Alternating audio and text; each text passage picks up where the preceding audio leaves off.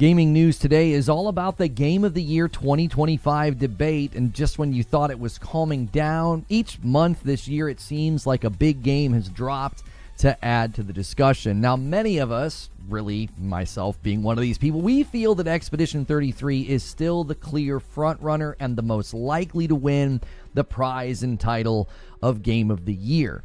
Other contenders are certainly making a run for it, though. The race is a lot tighter than it first seemed it would be. So I thought it would be fun to pick my top 10 games that I think have a shot at least at getting a Game of the Year nomination. Ultimately, though, spoiler alert, I am going to argue that I think Expedition 33 takes the prize. But I love debating this because I think it's a clear sign we have had a great year in gaming. The entire claim and narrative that gaming is dead or gaming is dying, that convo dried up very quickly beneath the heat of this year, because it is certainly not even done yet. And we're looking like we're going to have another really big year in 2026 as well. So look for the timestamp below. Usually I try to do this about an hour into the show. I try to do the actual talk, and I'll put that timestamp there because I just like to kind of start talking with the live audience the minute the show starts. So if you're watching this later, hit the like button.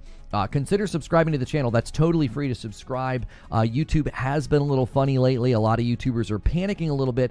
We are largely not supported by the ad revenue and the views. We're not a very big channel. We're supported by members. So if you like these daily shows, you like my content and uploads, consider clicking join. Pick the $6 membership, and you'll get into all of my extra stuff, including my Discord. All right? I do streams with my wife, green room, morning coffee. It's a great way to get some of my thoughts on things maybe I don't feel like covering. And appreciate you guys. So good morning, good afternoon, and good evening. I'm going to pause the thing that nobody likes. And I am going to say to anybody who's here right now, make sure you're smashing the like button. And let's get the goal up here. We already got some people adding to it. Jerry gifting a member over here on YouTube. Han shot first, and so did you. That's the first gifted member of the day.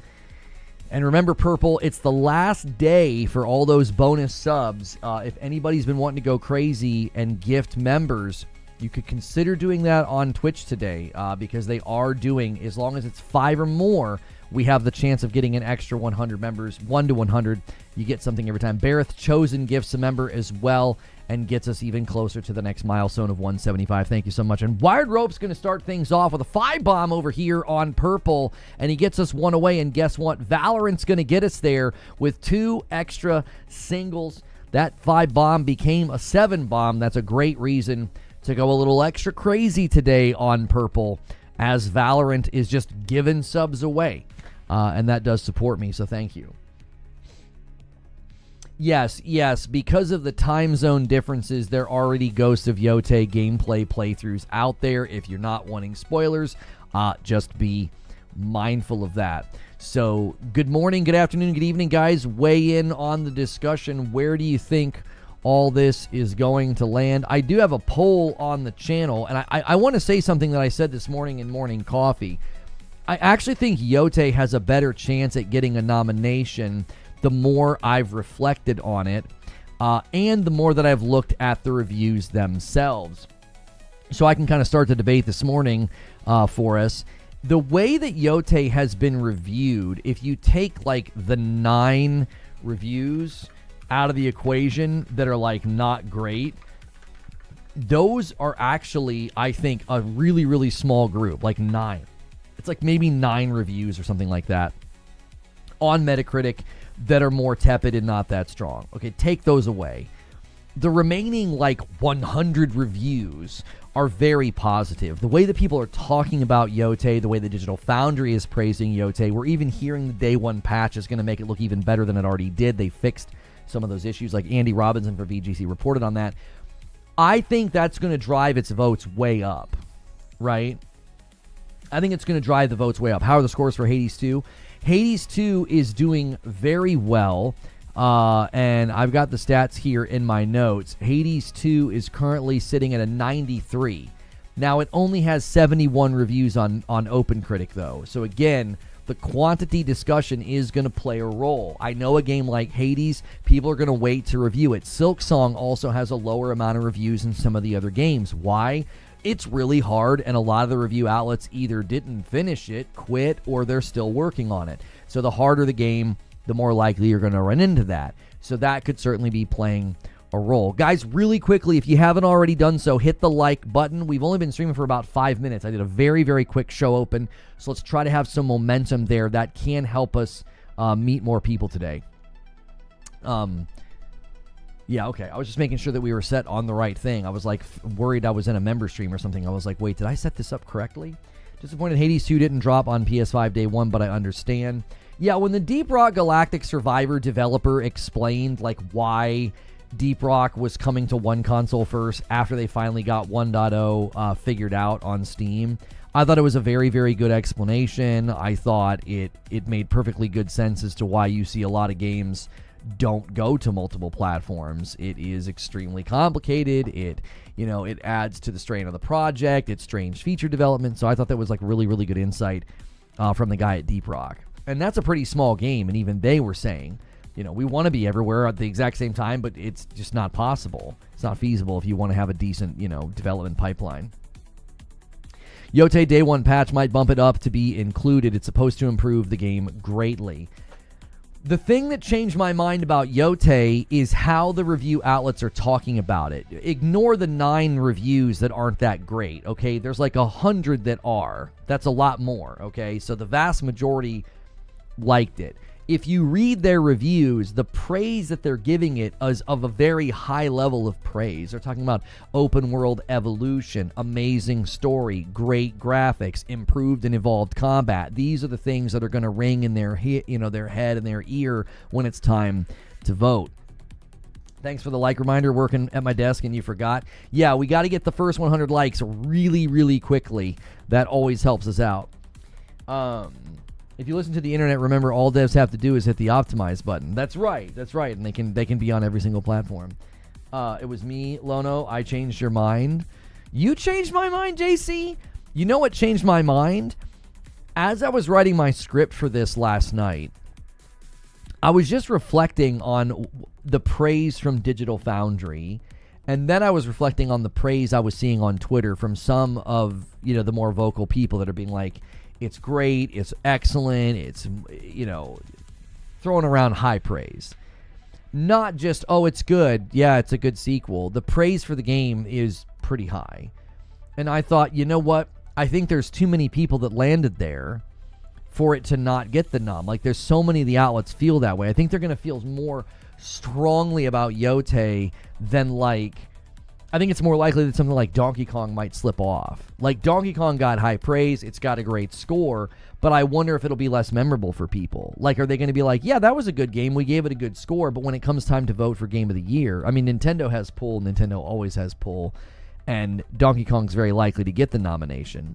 But I'm just wondering, the degree of praise that we're seeing for Yotei just feels different. Yeah, DK wins family game hands down. I don't know. Kirby Air Riders could come in and upset the entire competition there. Nintendo tends to almost always get a nom. This is true. So, but I'm just looking at the words used and the way they talk. I brought up the ratio difference the other day when we were talking about it. Yeah, credit where credit's due. There was a handful of people saying that the day the reviews dropped. They were like, Lono, the ratio is so good. This could still get a nomination.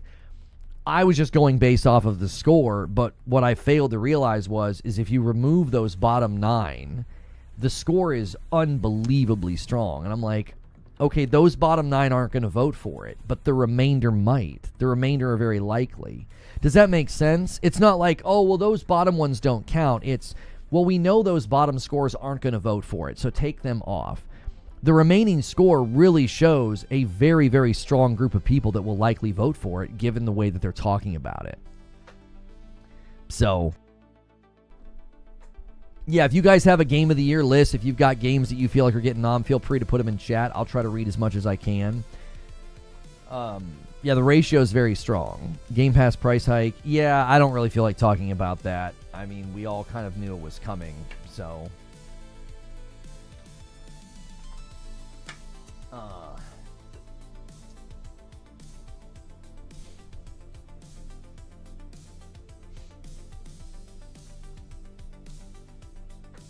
I don't understand that. Oh, so the difference is... Yeah, it looks like even the leaks got stuff wrong anyway. Yeah. Yeah, it looks like the leaks got stuff wrong anyway. Agree, I'm just messing around. I don't think I actually changed your mind. I mean, maybe what you said was lingering in my brain, JC. I mean, you know what I'm saying? Like, when you sit in this chair this long and you talk and you talk and you read and you read and you read, what you said may have planted a seed. So when I started writing my review, I thought, yeah, that ratio is so strong. Like, that's a lot of people that will probably vote for it.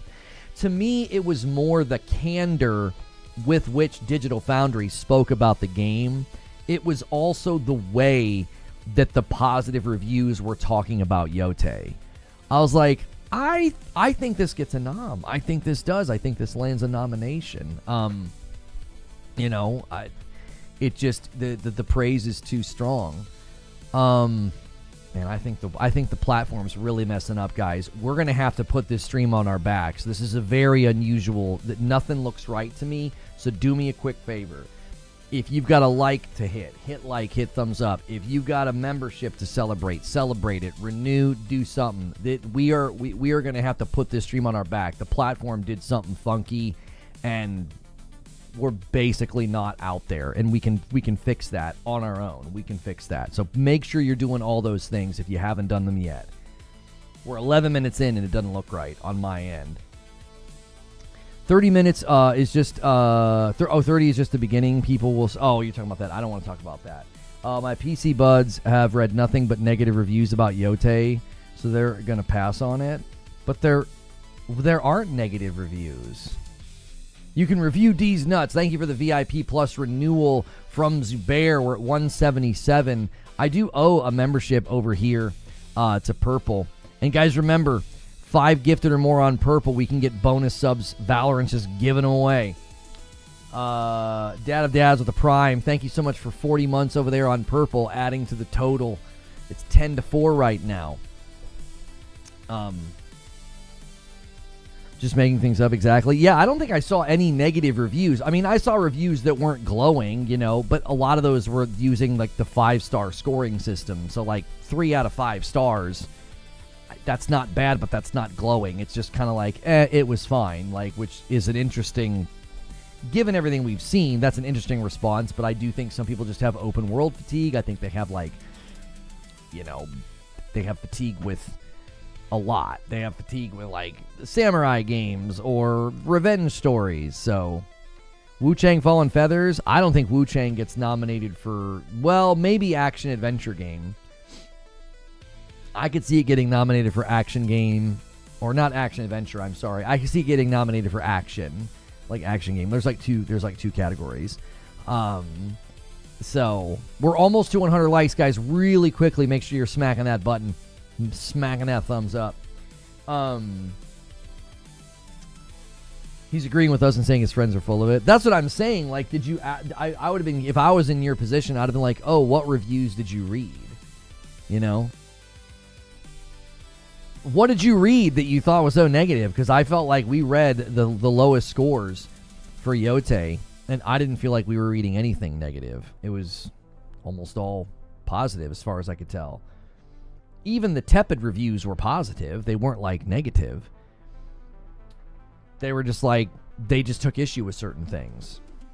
I think that's going to happen all the time. Smack. We're right there. We are right there. Twitter reviews? I don't know. I mean, again, maybe it's because I've kind of tried to change what I do on Twitter and change the vibe here and change what I talk about on Twitter. I saw nothing but positive reviews over there. So, and if you guys are a paying member, I was going to do a guide later today on the weapon upgrade farm that I've come up with in Returnal. If you're interested, that's a great reason to be a member. Read my last, says Perfect Image. Read my last, says Perfect Image. You know what's faster is just putting it in chat again instead of doing that. Best Nintendo game, Donkey Kong Bonanza best. There is not a best Nintendo game category. Best indie other than Hades 2, Blueprints, or Split Fiction. I don't think Split Fiction will be classified as an indie. Game of the Year, Frontrunner, Hades 2, really. Challenger, Expedition 33, Best PlayStation Exclusive, Ghost of Yotei. Oh, you're making your own categories up. Best Direction, Narrative, Death Stranding 2. Yeah, I don't think Hades 2 is out in front of Expedition 33. Not by a long shot. No, I don't think so. Exciting times ahead. Yotei tomorrow, and then the countdown to Game Awards season starts with the Golden Joystick nominees reveal on Friday. The pre-order armor and the charms for Ghost of Yotei worth it, chat? It's hard to know until you're in the game. Generally speaking, I say no. Charms and armor like that, like unless you're getting something purely cosmetic that you think looks dope and you don't want to be without it, I tend to not like those items when they give them to you, because what ends up happening is you end up with charms and things that are either worthless or they're so good that you don't use any of the actual items that you're finding in the game, and I've never felt like that's like a good experience for the opening of a game. Joe has a bit on armors. They look amazing. Yeah, I saw a couple clips in a new video that they put on Twitter for Ghost of Yotei. So, guys, we're debating Game of the Year 2025. What's your list? What do you think's going to sneak up there? I love the altars. I hope they win something. I actually have the altars as an honorable mention, Biggie Smalls, because it actually got a really good score. So it could certainly land in some categories for, you know, indie, depending on the studio, if it's classified as indie. It could break out as an indie and get a nom. Performance, they could nom him for performance. It's going to be hard to beat any of the cast from Expedition 33. Yeah. I know for sure Expedition 33 will be a front runner. Surprised you put Yotei over Death Stranding 2 in your poll, because I think Yotei has a better shot. I don't know. Based on the score, no.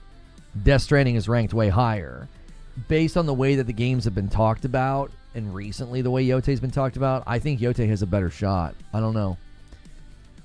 Kojima will certainly get his day. I think he's going to get a lot of attention at the Game Awards this year, but I don't know. I think his biggest challenge is he has a very sort of unique and artistic game about grief, and there's another very unique artistic game about grief in the running.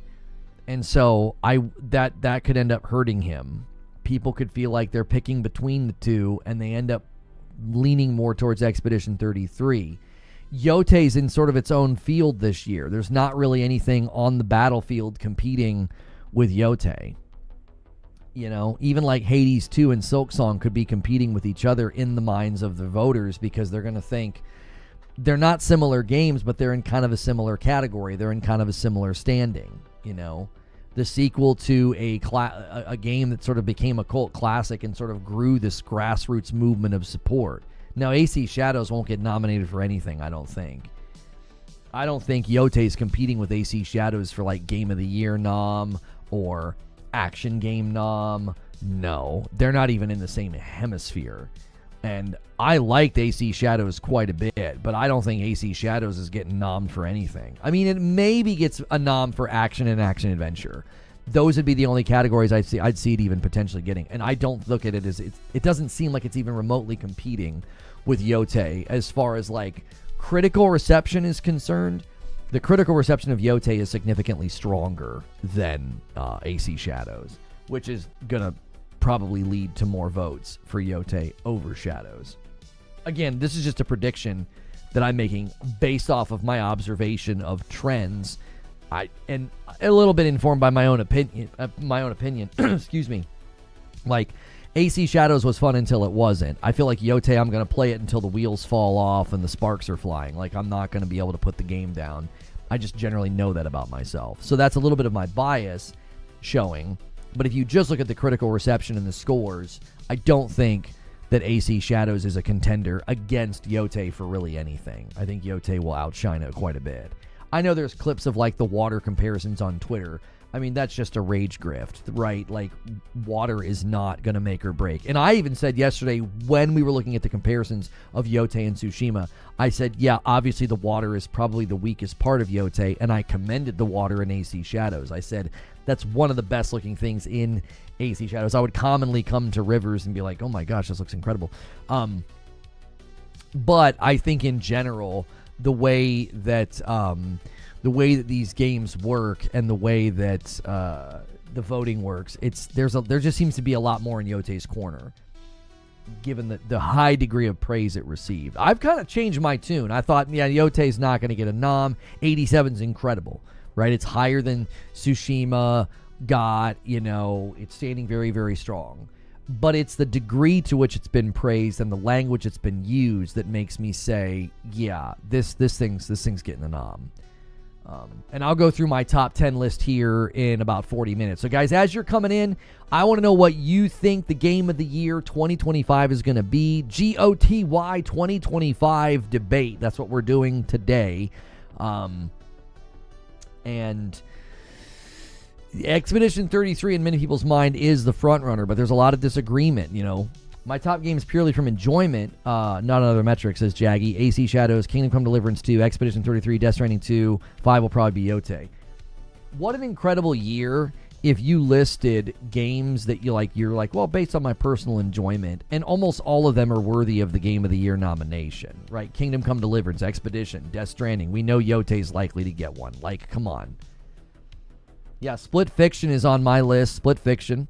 I think Split Fiction gets a nom. I think it's going to be able to, I think, sort of, I don't say this disparagingly, but I believe Split Fiction will be able to ride on the coattails of It Takes Two, and I say that lovingly. Like, I think people are looking at it and saying, this was a great, quote-unquote, sequel to It Takes Two. I really want you to think about something. The Game of the Year nomination running is going to be dominated by a lot of sequels. It will. Take Expedition 33 off the table. Hades, sequel. Death Stranding, sequel. Silksong, sequel. Split Fiction, basically a sequel. Spiritual sequel. Yotei, sequel. It's also not a great year if you don't like seeing a lot of the games nominated with female leads. As I was making my thumbnail, I was like, oh, look, Silksong. Oh, look, Yotei. Oh, look, Hades. And a lot of the main character focus in Expedition 33 is Mael,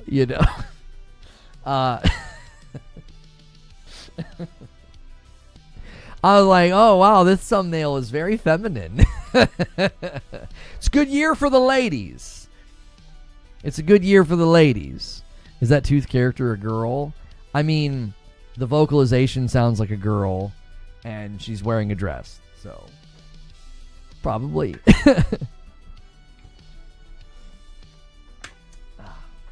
Even Death Stranding 2 is female dominated. Oh, for sure. Yeah, because you have Fragile, and then you have Tomorrow, and then you have Rainy. Yeah. Like, it's a good year for the ladies, It's a good year. When I looked at my thumbnail, I was like, I literally switched out Gustav for Mael, and I thought it looked better. And I was like, oh, wow, look at that.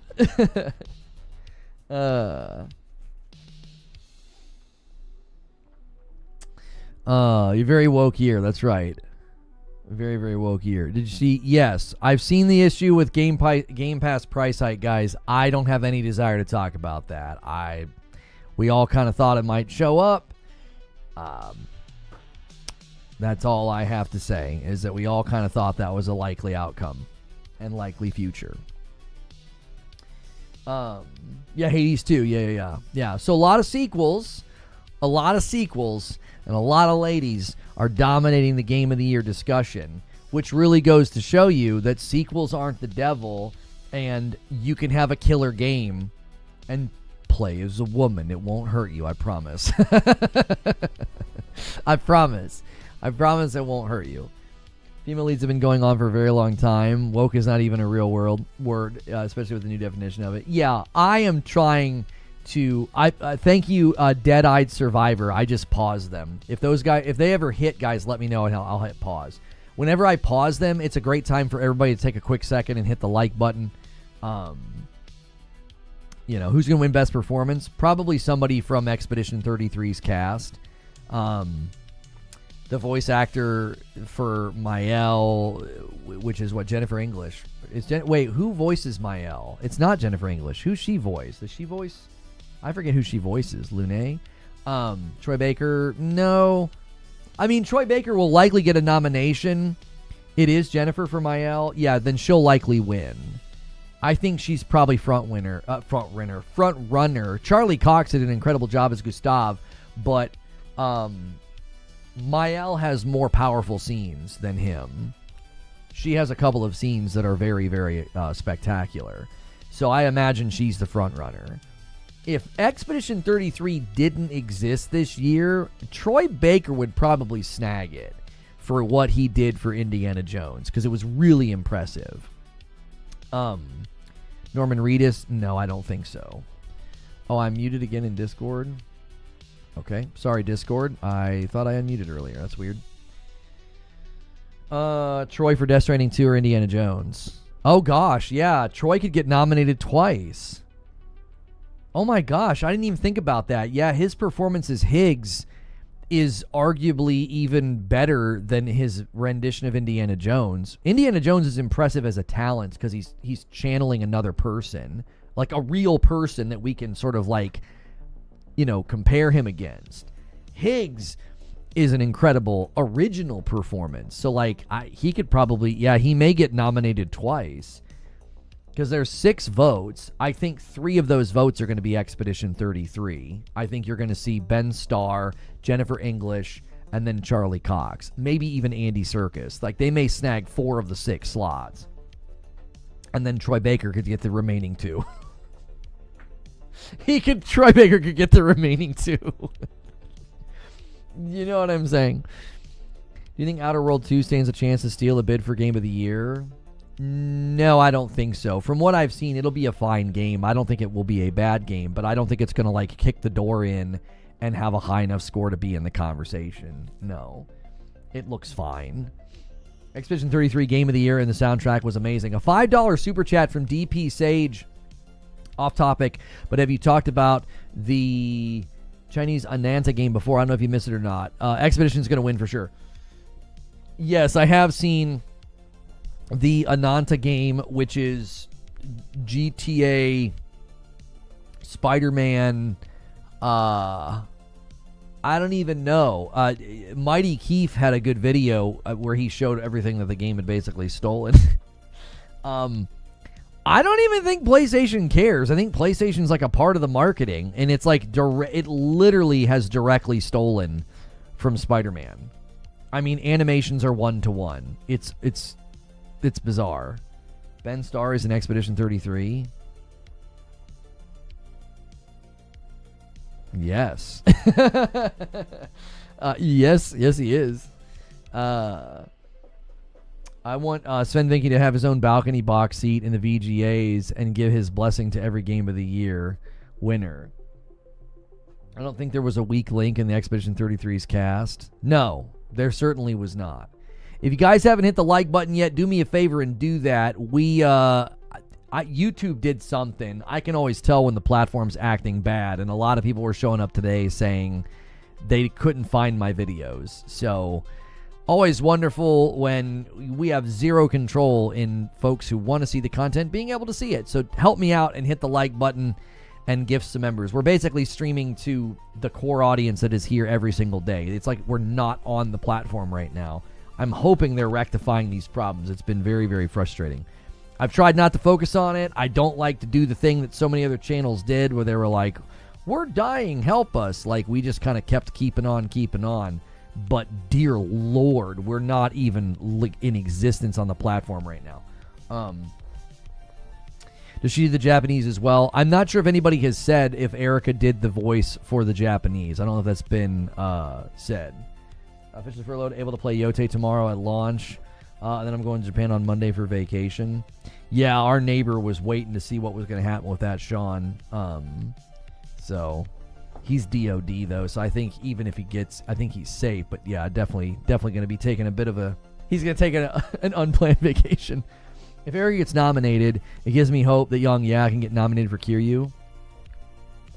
Yeah, I'm not sure if if this was a year he was going to get nominated, it's a terrible year to get nominated. It's an absolutely terrible year to get nominated for game of the for performance. It really is. There's like 3 or 4 slots of nominations in that category that are already gobbled up by it's already gobbled up by Expedition 33. So I'll be honest, it might be the topic. I don't think people will search this on YouTube. It is a hot topic. I searched it myself, and I saw numerous videos do very well for even, like, there was like a couple of really small YouTube channels that had videos about this do incredibly well. I don't think it's the topic. I think earlier this year when we tried it, it was a little too early, but just in the last month, I've seen a bunch of people cover Game of the Year discussions and debates and crush. I could tell within the first 5 minutes of being live that something was wrong. Like, it wasn't our normal deal. So... And again, I tried something different. Scheduling the stream super far in advance has seemed counterproductive, so I scheduled this one very close to when we went live, and maybe that's the problem. Maybe I got a false positive yesterday. Yes, Ghost of Yotei comes out tomorrow. We will be playing it tomorrow. Yes.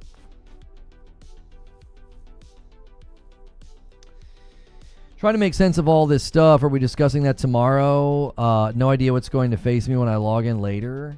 No, I'm not going to cover that. I don't have any desire to cover the Game Pass price hike. Like, you have to determine if you think the value is still intact as the price goes up. You've got to do that with everything. You've got to do that with every subscription that you have. That's what you got to do. And Siryu is trying to stoke the fires here. He does a 10 bomb over here on purple. And Valorant responds and gifts 3 singles. 1, 2, 3. If you guys gift 5 or more over there on purple, we can get a bunch of free subs. This is the last day that they're doing it. I haven't really pushed it.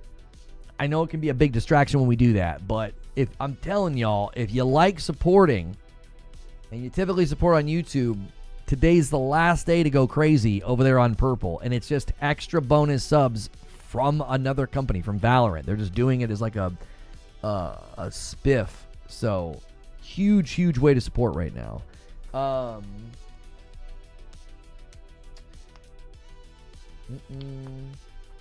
much is going up for people to keep bringing it up? Well, the news just hit, so it's like $30 for Ultimate or whatever. You think Borderlands will win something? I don't actually know if Borderlands will win anything. I could see Borderlands getting nominated for like shooter, and then maybe if they classify it as like an action or an action adventure, I don't think it could win any of those categories. Well, wait a minute. What are some of the big shooters that... Yeah, I don't know if it could beat Doom. If it and Doom the Dark Ages are in the same category for shooter, Doom's possibly gonna snag that category this year for the win. I don't think Borderlands has a shot at winning Game of the Year. Like, Game of the Year 2025, that race is so tight. Like, Borderlands isn't even in the conversation, I don't think. It's a good game. My wife and I are really enjoying it. We're like, I don't even know how many hours I have now. We played more last night, and we're moving the campaign along. We finally went to a new area. We're 33 hours into Borderlands, and we finally went up to the next area instead of like the starting area. Like, the starting area is like the Fadelands or whatever. And we're having a good time, man. It's a good game. I don't think it's getting a nomination for Game of the Year, though. My Video Game Awards prediction. The Muppet shows up this year. It'll be Pepe the Prawn in an Expedition 33 baguette outfit. Oh, that's a good prediction. That's a good prediction, Jack. This year's amazing for top quality games. I've only played a little Borderlands 4. I had to put it into AC Shadow's bucket. It's the chicken fingers from Fridays. Maybe Star, English, and Cox for Expedition 33. Baker, Ishii for the other 2 slots. Yeah, I think Troy Baker's going to get one for Higgs or for Indiana Jones. Both are incredible, feats of work. Erica for Yotei is likely to get a nomination. From everything we're hearing, she did a really, really great job. So if you guys are enjoying the content, take a quick second. We are seeing we're starting to turn. It's starting to turn. Things are looking a little bit better. Help us out here. Hit the like button and gift or renew or do the things that can help us. I think that we have had an incredible year if the game of the year discussion is saying, well, that's a good game. Yeah, that's a really good game that I enjoyed, but it's not going to get a nomination. We've had a really good year if I'm saying that. Like, First Berserker Kazan, loved it. It's not going to get a Game of the Year nomination. It'll be in the action game category. It'll likely lose to Yotei. I don't know, though. Kazan could come out of nowhere and take that action category now that I'm saying it. But it's probably not going to get nominated for anything else. Maybe art direction. Maybe. I loved... Now, I'm going to argue this. I went and I looked at the totals. The number of reviews and scores. There's a sleeper on the field that I've talked about a lot, and I didn't even realize it. And a 5 bomb over here on YouTube comes in from Sneaky Wolf and puts us at 196. We're 4 away for the next milestone, where I owe you guys a member. Keep it going. We're a little behind on pace. We want to end today at 300 to be on pace for the 500 for Friday night. There's also Community Game Night as a stretch goal. There's also Returnal Challenge for the stretch goal as well. You can make me play, and I got to pick up everything.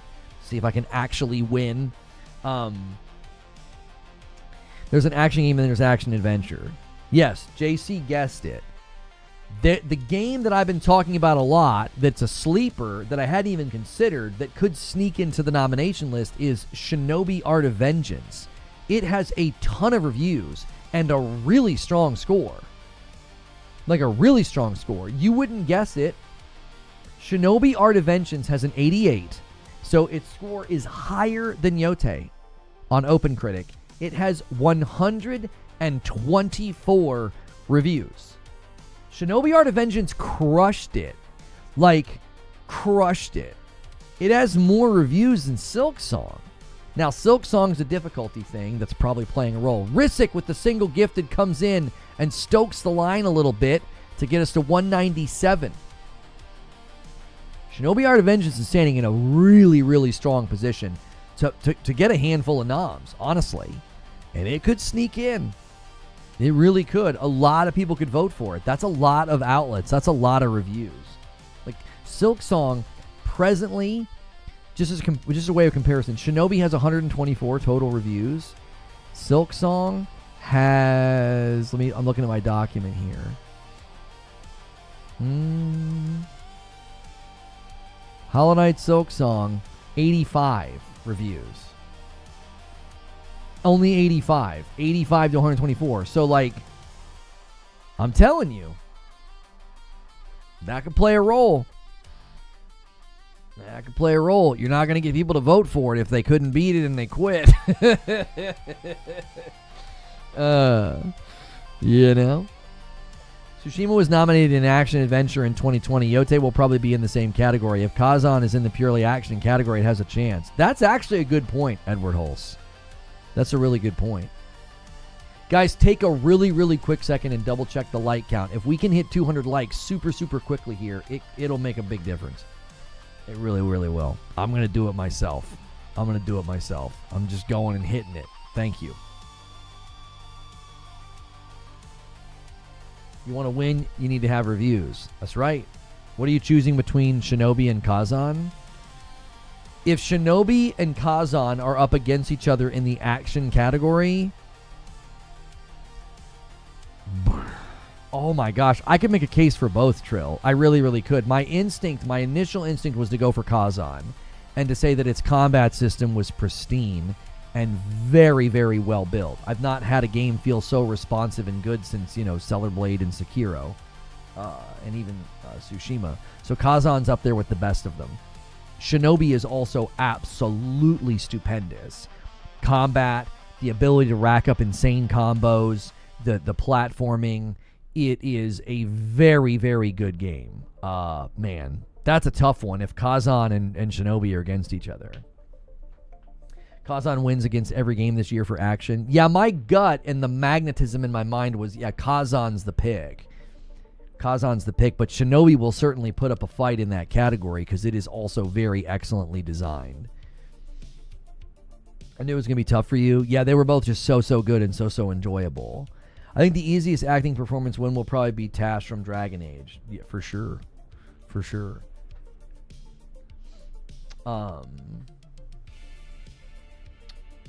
It's a great problem to have. Which game will win Game of the Year? And the really good thing is next year will be that way too.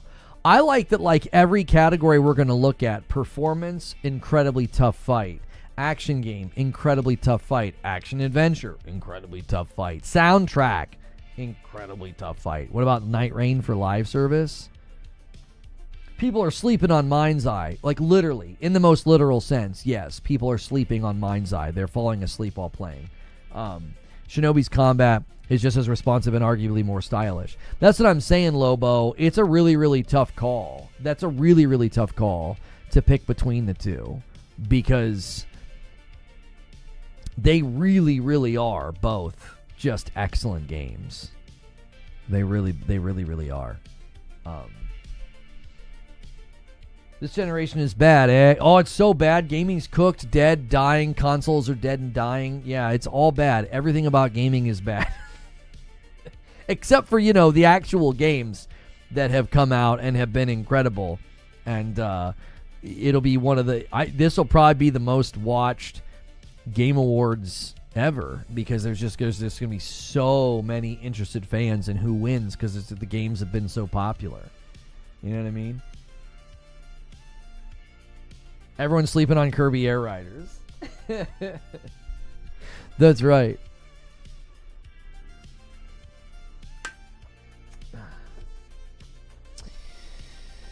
Kazan will probably get it, though. What a year. What a year. Like, that's, to me, the sign of one of the best times in gaming is when in each category, you yourself are like, I don't know which one I would pick. You've really been eating good.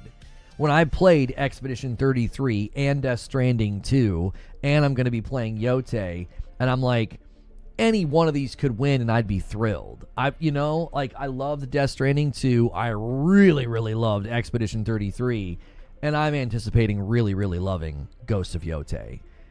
So, I mean, what a time.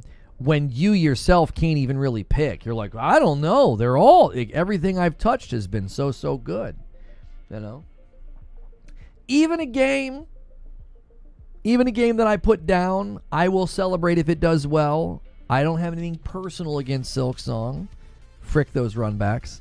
Seriously, frick them. But I can celebrate it doing well because Team Cherry and that game are undeniable. There's no way to deny they built something great. My not enjoying it doesn't take away from its quality. I can be critical of some of the design choices. Even some of the most glowing reviews I've watched on Silksong take serious issue with some of their design choices. I mean, I watched a guy today that was like glowing about the game, and he said a lot of this is because they were too insulated. He's like, some of these design decisions just should not have made it off the chopping room floor. They needed more input. Yeah, Silksong would likely be in the action category. It would. When's the cutoff? I believe a game has to come out before like November the 15th to be nominated. So like Metroid will not be able to be nominated this year. Like Indiana Jones can get nominated for stuff this year. It came out super late last year. So this year's Indiana Jones is Metroid. It's like December something. December 5th, I think. So yeah, that won't be able to be nominated. Yeah. Silksong will win Indie.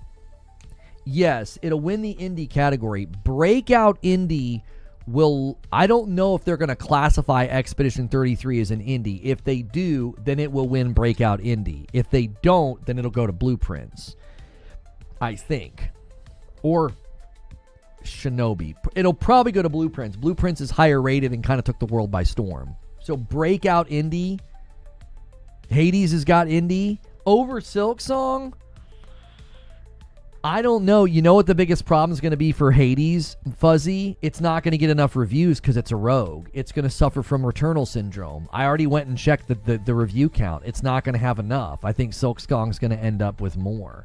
No runbacks, better story. All right, well, we're getting into opinion, which is fine. I like your opinion. But Hades only has 71 reviews currently, and Silksong has 85. So Silksong could end up pulling ahead by sheer quantity of reviews. They both have the same problem. Journalists are going to have a hard time finishing it. No shade. I'm not throwing any shade there. I put down Silksong because I was annoyed. I was like, I'm not doing these freaking runbacks, right? And I wish I had time for Hades. Like, I'm deep in the throes of Borderlands with my wife. I've been trying to maximize all the weapons in Returnal before Yotei comes out tomorrow, because then I'm going to be deep into Yotei. Like, I wish I had time for Hades too, but I don't have time for another Rogue right now. And I also don't have time to come into my office and play. I would need it to be on the console, which it'll come later, and then I'll probably play the frick out of it on my console, because it'll be easier to chisel away at in my living room than coming into the office. But I don't know. In the indie category, I think Silksong's got that locked up. There's just too much. I just think there's too much.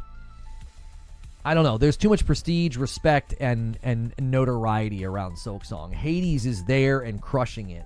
It's an undeniable close race, but I think it ultimately goes to Silksong. The only thing that might hurt Hades is people who prefer consoles don't have Switches.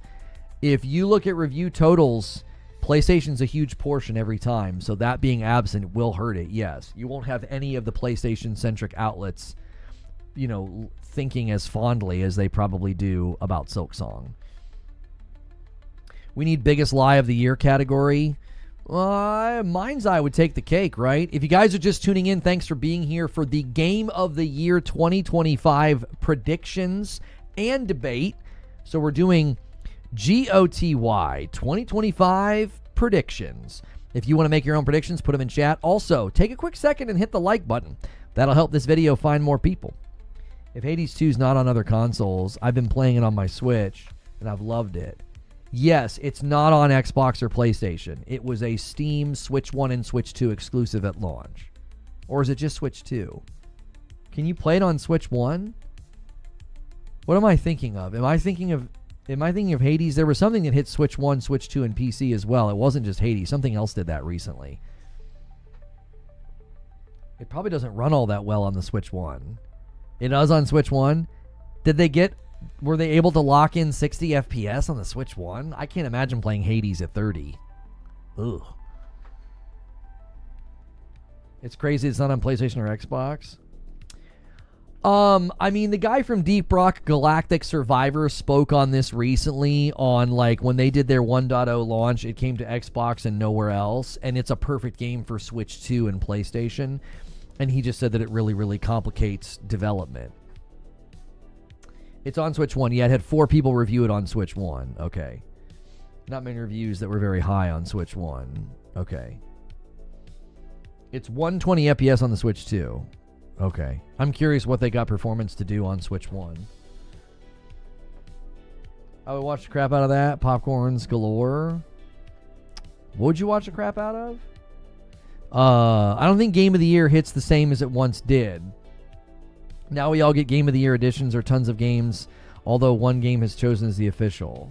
I actually think Game of the Year hits harder than it ever has. It's an event that rivals major sporting events in viewership, and it causes a noticeable uptick in notoriety, search, relevancy, and sales, more than it ever has. Getting Game of the Year 10 years ago compared to now, it's not even the same. If you think it's meh or not interesting, that's fine. You can have your own personal opinion. I think objectively measuring the impact of Game of the Year now, it is significantly bigger and more impactful than it's ever been. And Stone Spire's going to walk this all the way to 200. He's like, what are we doing, boys? Just sitting there on a 197 for minutes. And there it is. I now owe a member to Team YouTube. I actually think I owe YouTube like 5 at this point. I think I do. I think I was saving up. I think I was doing the same thing on Purple, but then when I finally paid up the 5 that I owed on Purple, I didn't get any of the bonus, which was kind of lame. Let me just go ahead and drop a $5 on YouTube. All right. Make sure you guys are smashing the like button on YouTube. It's really helpful. We need 25 more. We're making something of this show today. We are making something of this show. YouTube completely fumbled the ball for us this morning. We are seemingly non-existent, and we're making it work anyway. Myself, I think Ghost of Yotei will win Game of the Year. I changed my opinion on Ghost of Yotei getting a nomination. I think it will get a nomination now that I've kind of looked at the landscape and the conversation around it, but I don't think Ghost of Yotei has a chance of winning. I don't. It looked better than the reviews I've seen. You just watched a bit of a streamer playing it. Okay, well, according to Andy Robinson of VGC, the day one patch is going to cause a significant uptick in quality and visuals for Yotei. So it will look better than the version that all of the review outlets got their hands on.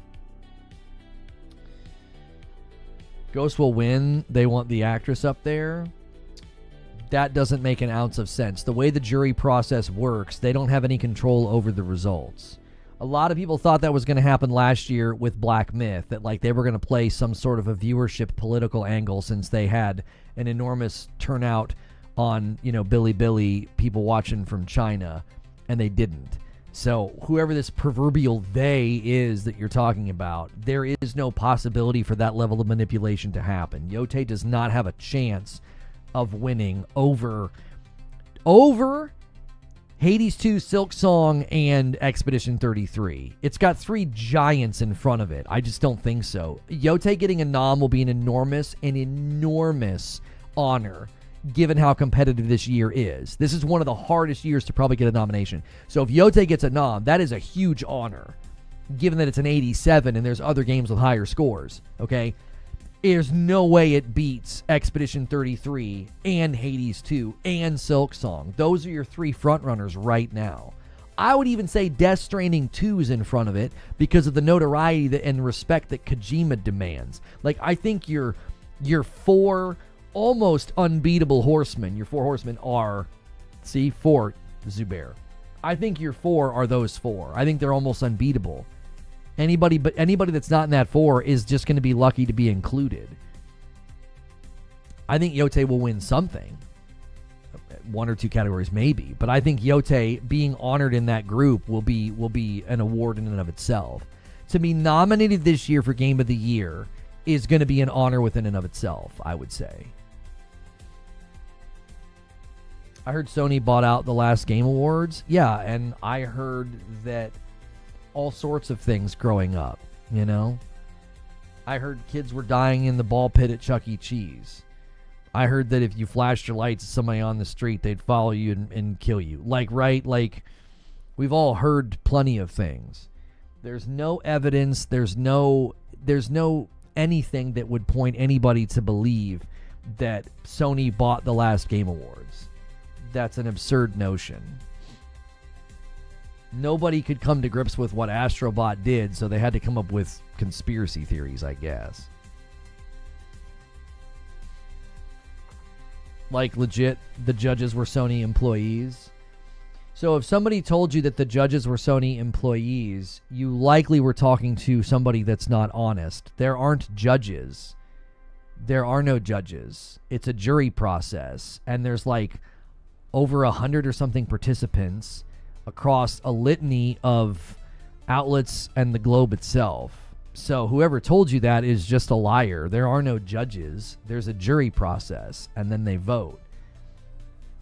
It's not like a group of judges sitting over there that are like, 9, 8, 9.2. That's not a thing. There's a good chance Yotei will win because of this. Will win because of what? The delusional made-up conspiracy that you just put in my chat, or because of something else? I'm not quite sure what you're talking about. If this is how they win, then how did they lose to Elden Ring when God of War Ragnarok didn't win? How did that happen? Right? Didn't Horizon consistently lose to other titles as well? Like, Horizon lost to Breath of the Wild. Horizon also lost to Elden Ring. What are we even talking about here? Some of their biggest franchises, like Spider-Man 2, got almost nothing, and I said it wouldn't get very much. Spider-Man 2, God of War, Horizon, notoriously outvoted and outshined in the Game of the Year contests. Like there's no merit to it at all. Elden Ring was too big to fail.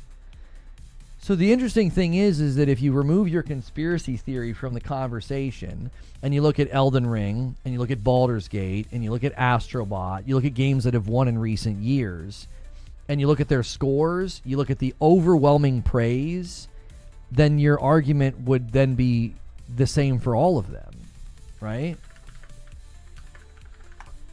Like just do some mathematical analysis, okay? Just do some mathematical analysis and like just crunch these numbers for a second. Just remove conspiracy theory from the table for a second and just act like you're a mathematician studying probability. And you see this game with a 95 and 179 critic reviews. Wouldn't it stand to reason that this is in the same ballpark of it's too big? How can that thing not win? Right? If you go to all platforms, all games, and you go specifically to that year, all right? Again, think that just remove conspiracy and just think that you're crunching numbers. There's no reason to think that Astrobot somehow pulled off some weird bought and paid for award, right? Look at the spread of some of the games that were highly praised. I mean, Like a Dragon had a 90. It didn't even get nominated. Like, if you're just thinking the math of it, okay, let's go Astrobot, all right? Let's go Baldur's Gate 3, and then let's go Elden Ring, all right? So here's your Astrobot, 179 and a 95. Look at this. Baldur's Gate 3, a 96, 170 reviews. Elden Ring, 95, 211. So yeah, 30 more reviews for Elden Ring. It certainly was globally more popular. It was also multi-plat. That's naturally going to lend itself to getting more reviews because it's on more platforms. It's an easy conclusion to come to. Astrobot is in the same hemisphere of greatness as those games. And people will scoff at that because they're judging it on its art and its aesthetic and its family gaming nature. They're like, well, it's just a cute little robot. It's not the gothic greatness of Elden Ring or the RPG greatness of Baldur's Gate 3. Again, if you're thinking about math and you're just thinking objectively and you remove opinion, you're like, yeah, Astrobot's in the same league as these other games. Is there a website with only user reviews? I don't trust journos. I mean, nobody's asking you to trust journos. The law of large numbers would tell you that your lack of trust in journos might be warranted with select outlets. But when close to 200 outlets have reviewed something, to think that So again, let's go back to your original statement then.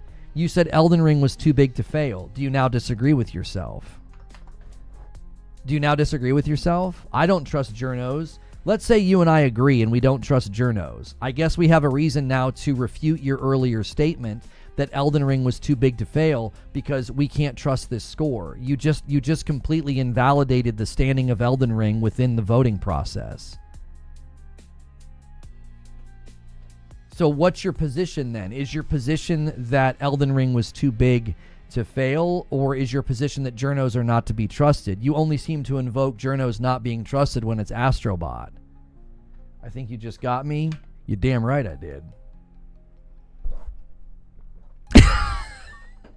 I do this for a living, homie. Don't try that nonsense with me. Pick your position.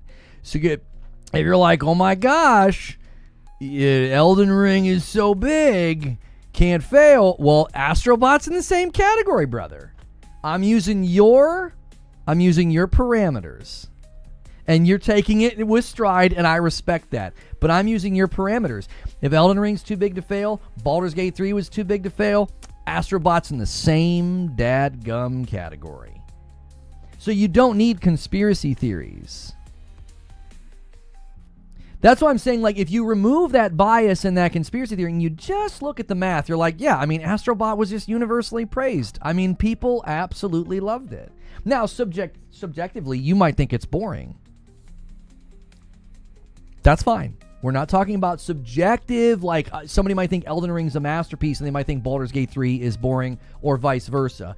That's getting into subjective opinion, and that's fine and well and good, and we can do that. We can have those debates and those discussions.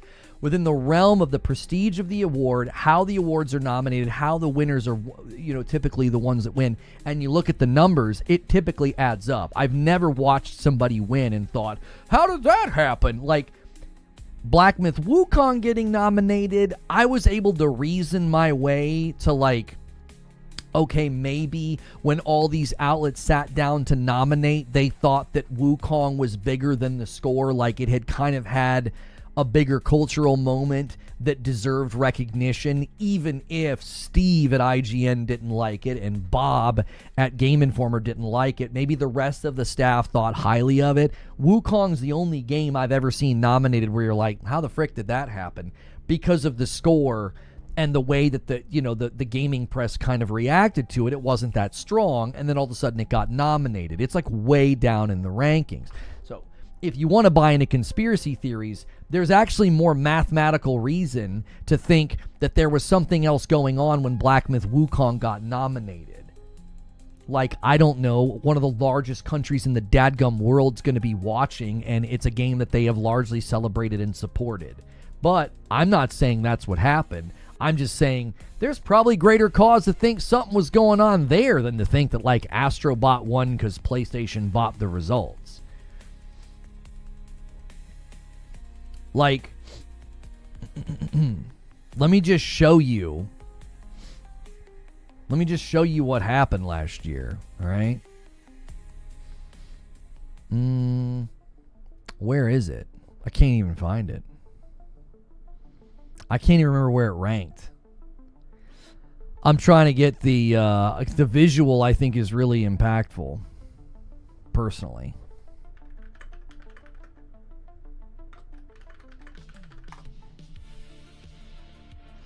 Oh yeah, the visual. This visual will really help you see why thinking that Sony did anything fishy last year. You ready for this?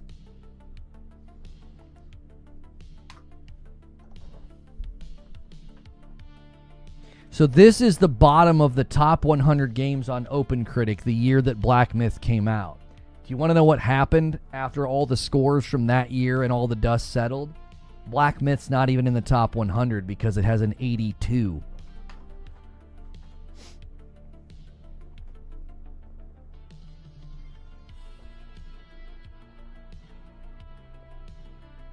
So, if you want to talk conspiracy, by all means, but you shouldn't have your skepticisms raised with PlayStation.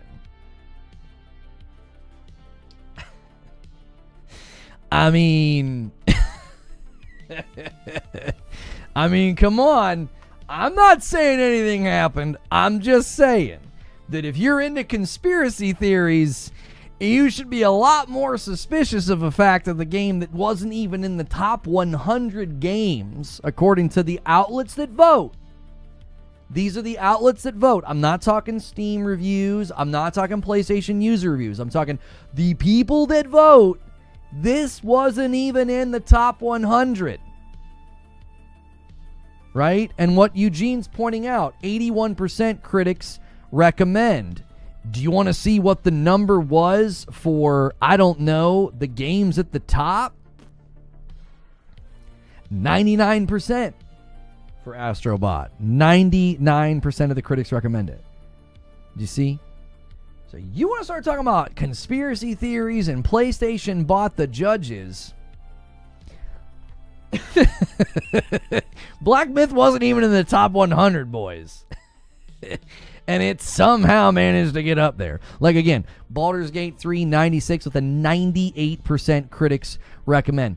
We're supposed to believe this gamut, this absolute just chasm of difference. 81% recommended, 82, not even in the top 100 for the year. Only 100 critic reviews. Quantitatively, it's not even holding a candle. It's not even holding a candle to the game that won the year that it came out. 179 critic reviews for Astrobot, just exactly 100, almost half.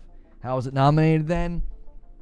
I have always said I could reason myself to the position that when these outlets sat down to vote, they said Wukong is bigger than the score we gave it.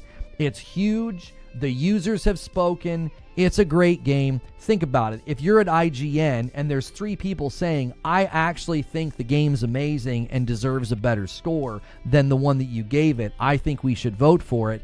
I think that's possibly how it got nominated. Stop hating on Black Myth. I'm not hating on Black Myth. If you think anything I've said in the last 10 minutes is hate, you're too sensitive for the internet. Delete all your accounts and check yourself into a nursing home where they feed you tapioca every day that's chewed by somebody else. You're not cut out for this.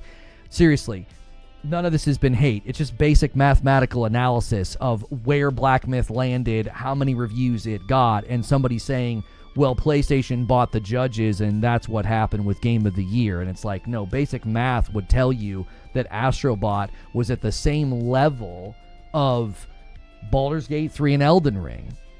Tons of reviews, incredibly high score, and highly recommended. Black Myths, not even in the top 100. You couldn't beat the bosses, that's why you don't like it. This is also false and probably propagated by people like you and the other losers on Twitter. I actually went back to the game and beat the bear rather easily and got to the new area, and the performance was so terrible, I put it down.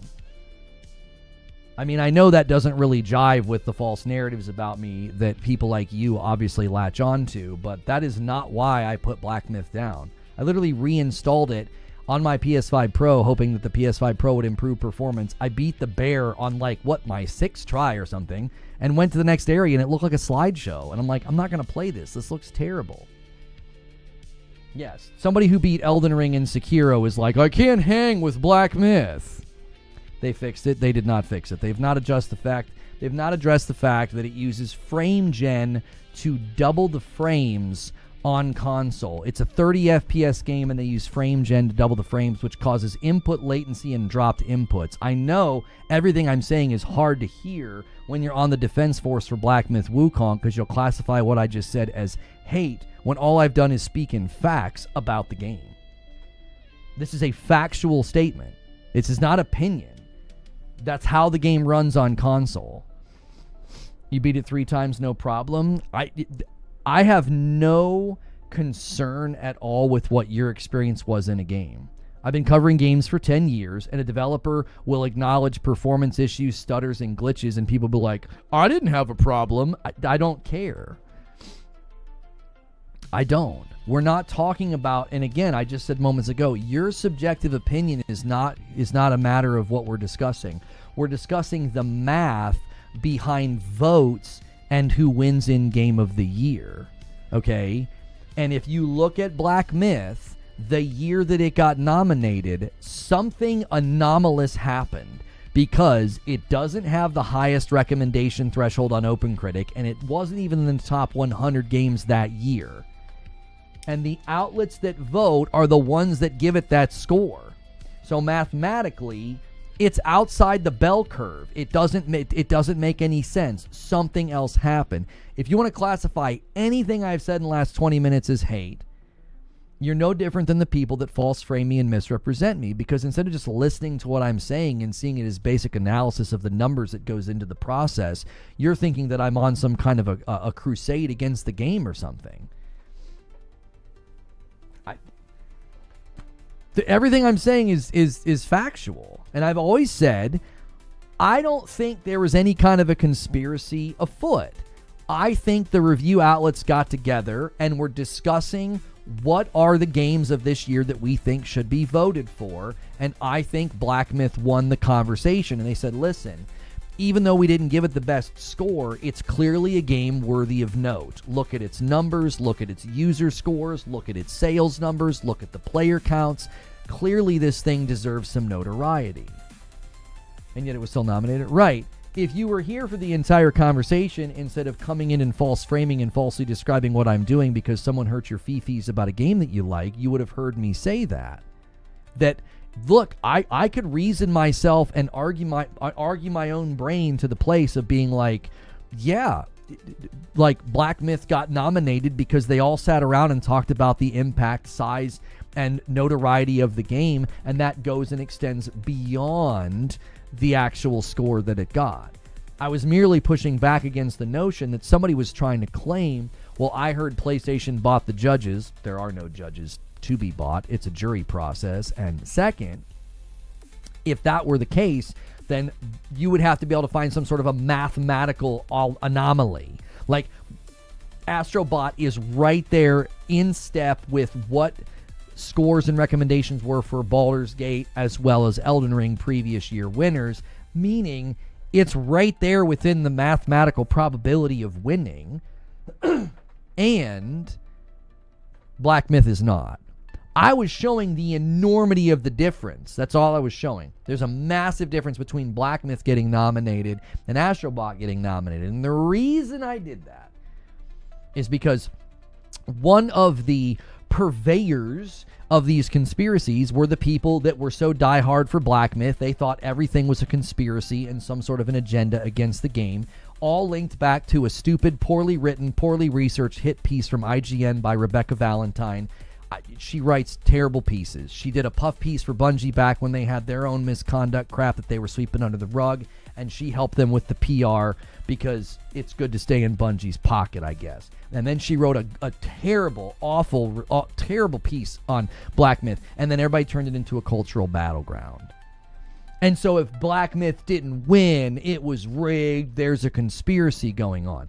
If you just crunch the basic math of how the game was received, it made perfectly good sense that, number one, it didn't win, and number two, it should have been honored to even be nominated, given the fact that there were games like Prince of Persia and the Lost Crown and Like a Dragon Infinite Wealth that were significantly higher scored and higher recommend from the gaming press that votes in this. Both Like a Dragon Infinite Wealth and Prince of Persia and Lost Crown had significantly better scores than Black Myth.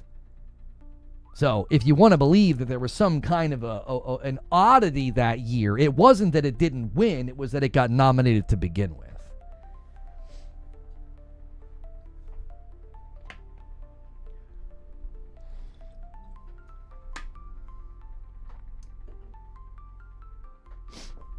You can call them conspiracies, but are they really? We've known for a while how critics rate games and how Game Awards events work.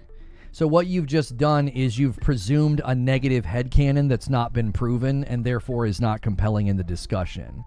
We've known for a while. What are you referring to? What is known about critics and how they rate games that would allow you to say what you said? Also, how these Game Award events work. Inform us how they work. Apparently, we don't know.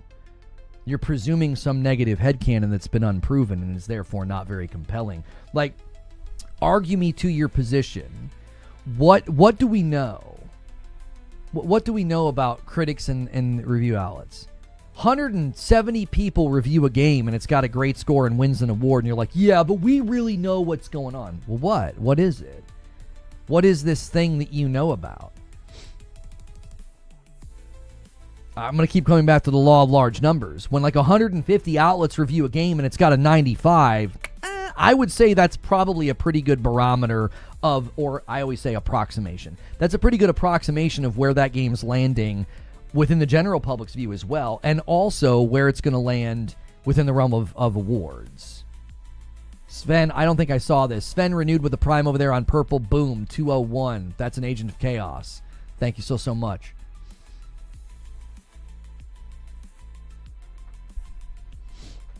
Because the more I've looked at the Game Awards and the more I look at how they've set it up, I think people only argue this when the game that they like doesn't win, or when a game that they don't like or represents a platform that they don't like, when that game wins, it's a serious problem.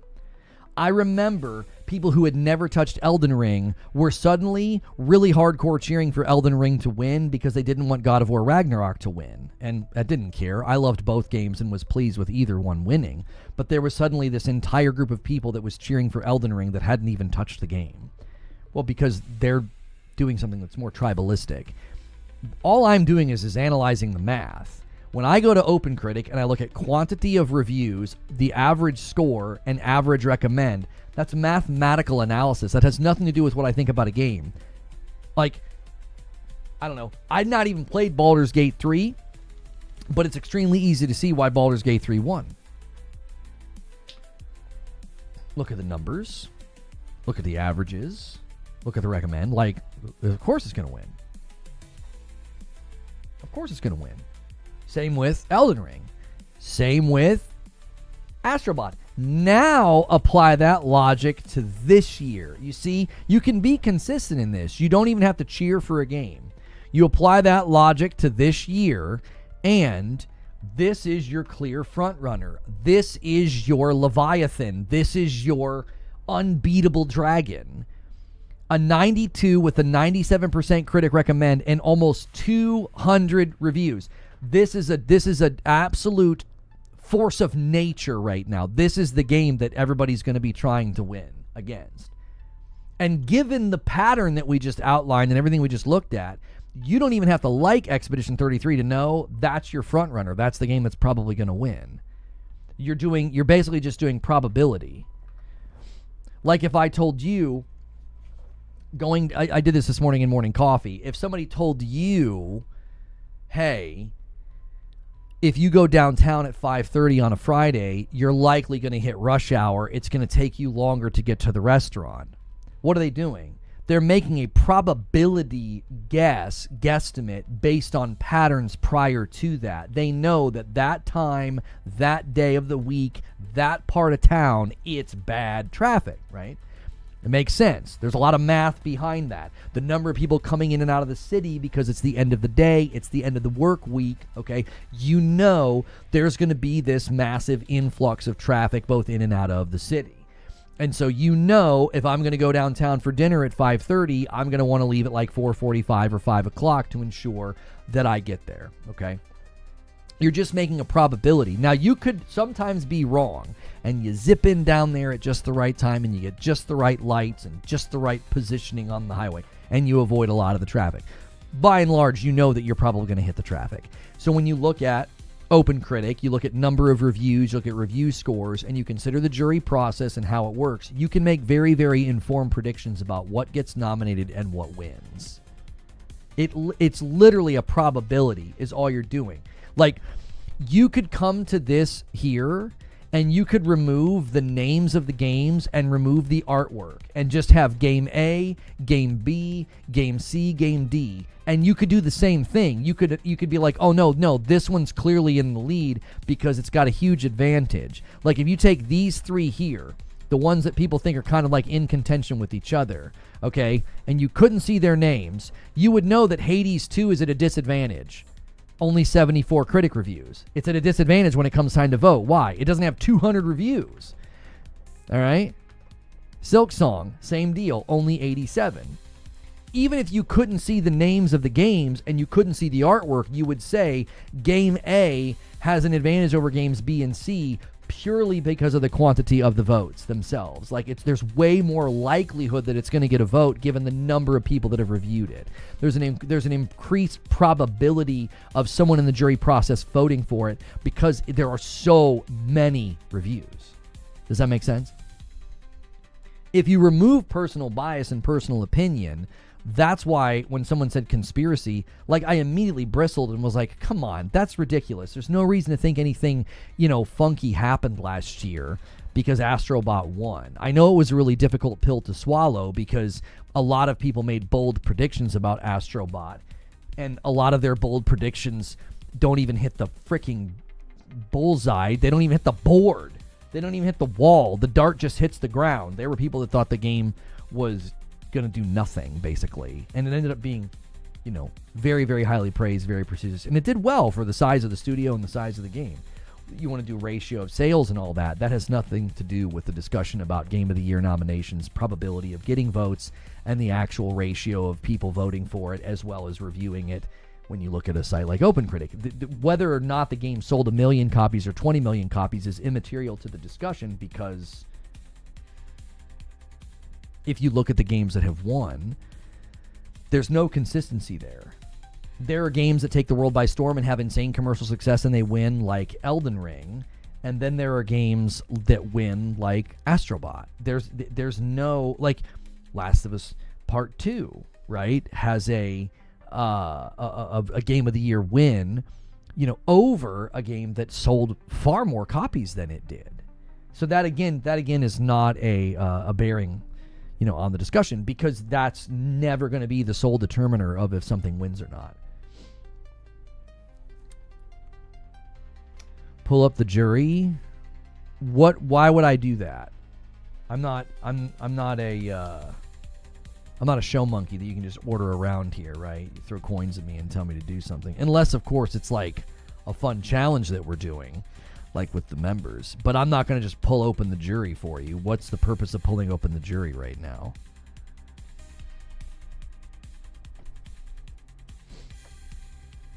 Let's see their background.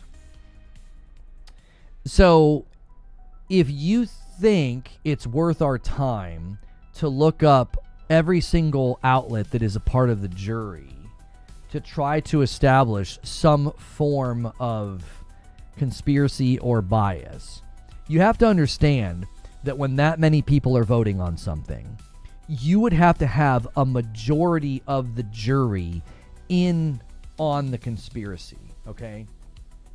So, just basic logical deduction and just applying Occam's razor, you would say that is incredibly unlikely to be happening.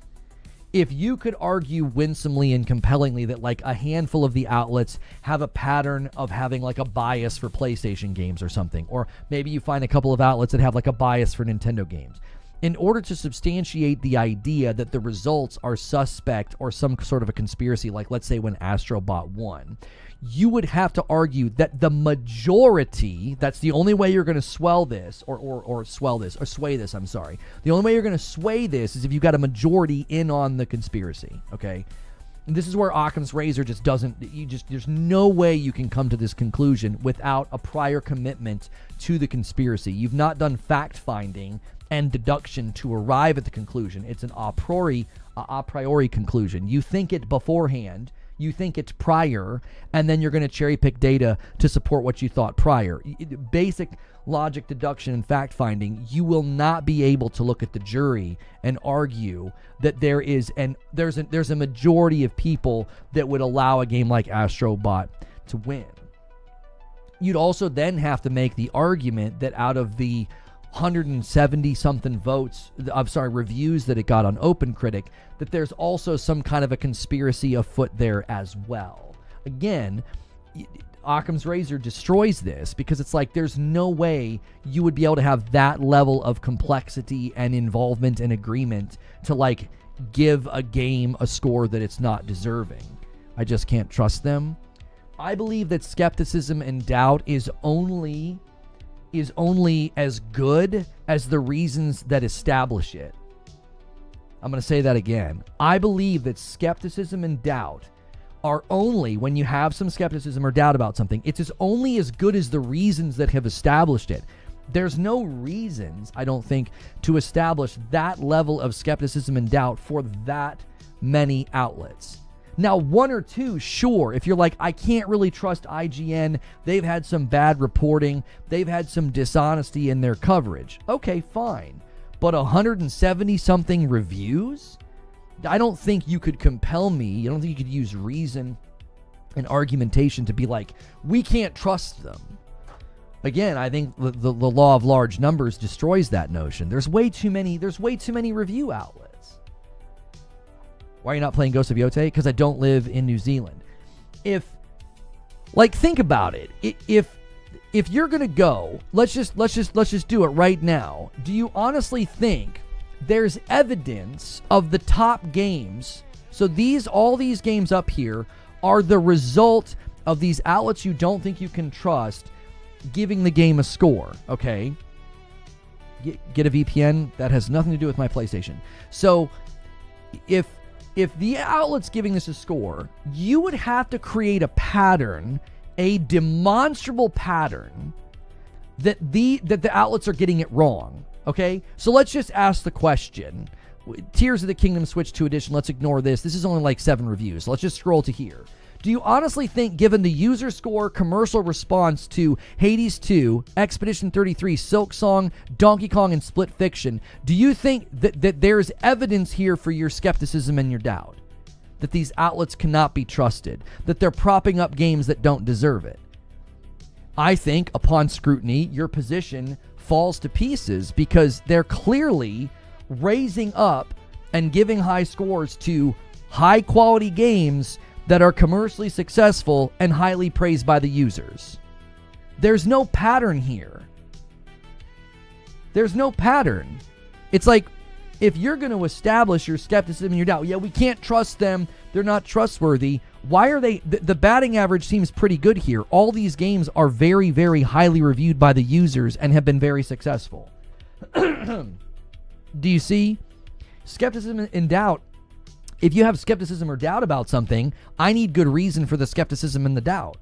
Like your friend that's stolen money from you 15 times. Your skepticism and your doubt about him being a man of his word and paying you back is a worthy form of skepticism and doubt.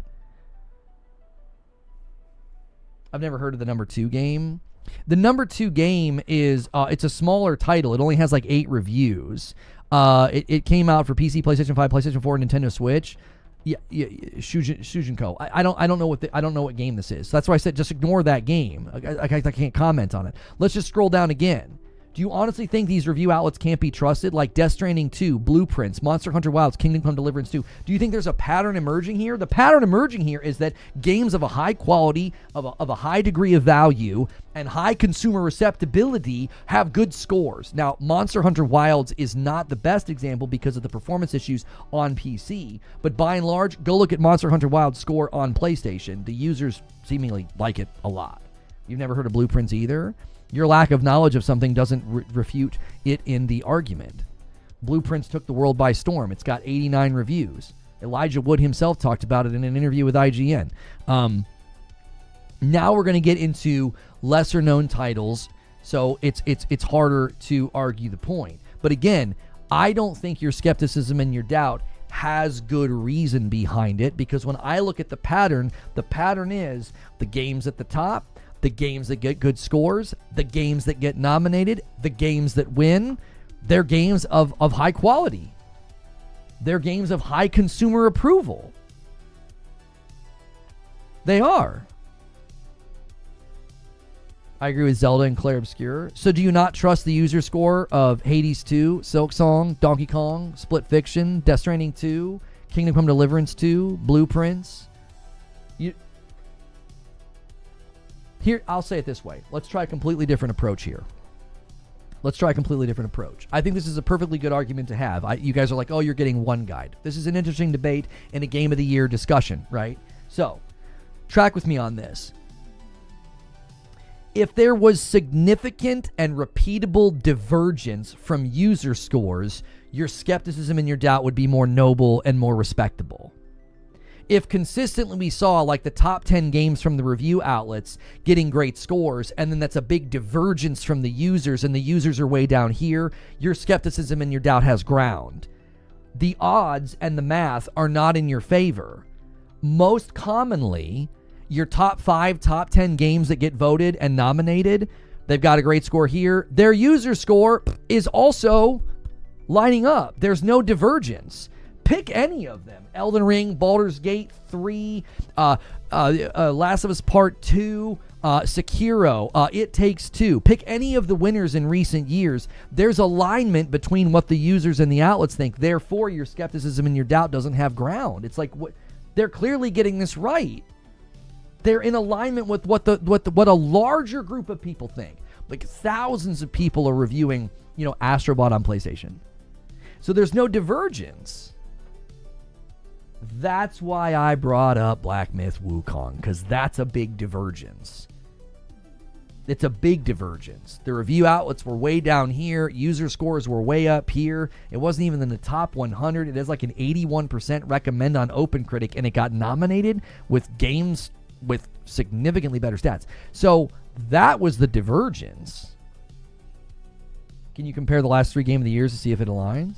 Yeah, I already did that for you. I'll do it again. Look. So 2024 was Astrobot, 2023 was Baldur's Gate 3, and 2022 was Elden Ring. I did this earlier. Look. 95, 179, 99 critics recommend. Baldur's Gate 3, 96, 160, 160 reviews, 98%. Elden Ring, 95, 211. They all have something in common. an incredibly strong score with a really, really high quantity of reviews. That's really, really hard to do. When 179 people have reviewed your game, it's really hard to hold on to a big score. It is. I can show you how easy it is, all right? If you go to Ghost of Yotei's Metacritic, okay, this shows you how easy it is for your score to drop. They have 100 scores in the green that are positive. They have 8 that are yellow and in the negative. You will scroll and you will scroll and you will scroll here. Look at scroll. We're still in the 90s, still in the 90s, still in the 90s, still in the 90s, still in the 90s. I'm not skipping. The stream is fine. Still in the 90s, still in the 90s, okay? Look how long we're scrolling, okay? The overwhelming majority of the people that reviewed Yotei gave it incredibly high scores, and you got this really small group down here. 3, 6, 7, 8. There they are. They're the 8. That's all it takes to pull the score down. So when you see Astrobot with a 95 and 179 scores, that's a monster. It is a monster because holding on to that score is incredibly difficult. It is.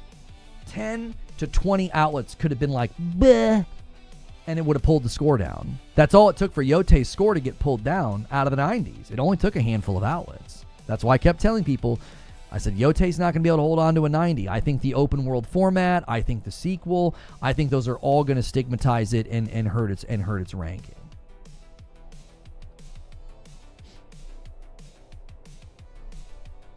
All it takes is what, like 5% of the reviewers scoring it low? Yeah, it doesn't take much. It doesn't take much.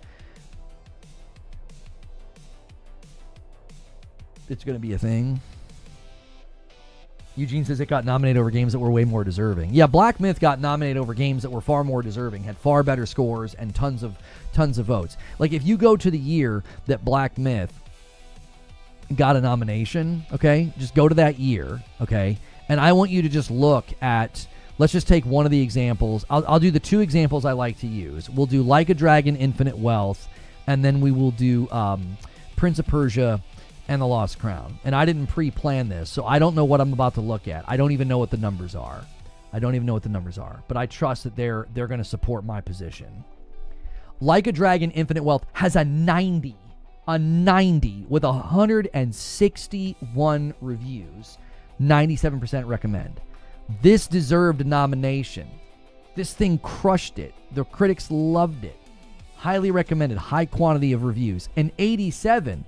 So Prince of Persia, 5 entire points above Black Myth, 96% recommend. All right. Black Myth's got like an 81. Okay. 193 reviews. I didn't pre-research this. I knew it would support me. Prince of Persia and The Lost Crown and Like a Dragon were far more deserving to be up on that podium. They were. Based on the patterns, based on the way the outlets and based on the way the industry itself responded to those games, they deserved a lot more than they got. And Black Myth wasn't even in the top 100. 82 with an 81% critic recommend. I'm just arguing the math. I'm not arguing the quality of Black Myth. You got to divorce those two things. I'm not saying Black Myth was good or bad. I'm saying according to the way this plays out and according to years past and according to the patterns, Black Myth should have been honored with the nom because it was standing among giants as far as scores are concerned. And that's a huge aspect of the nominations. There are a few other games too, says Eugene.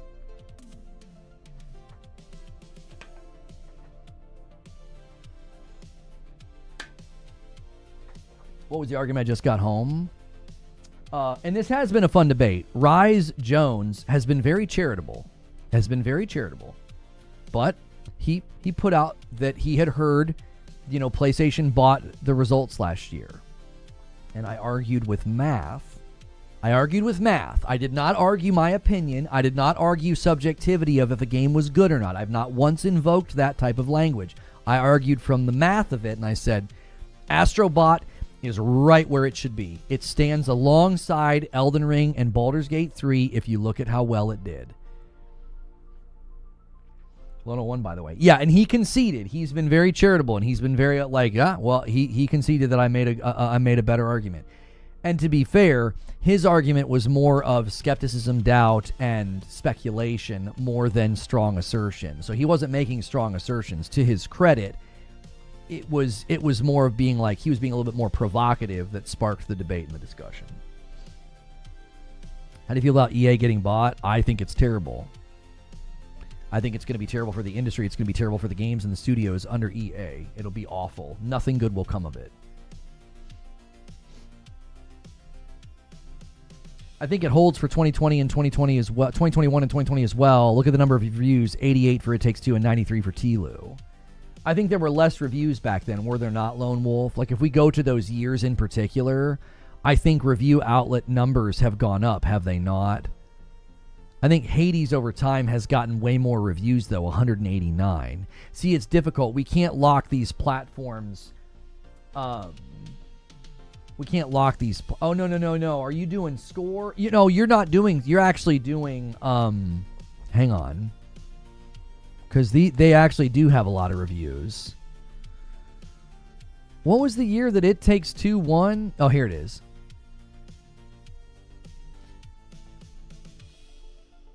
Yeah, The Last of Us has got a 93, 95%, 206 reviews. It Takes Two has an 88, 93%, 151 reviews.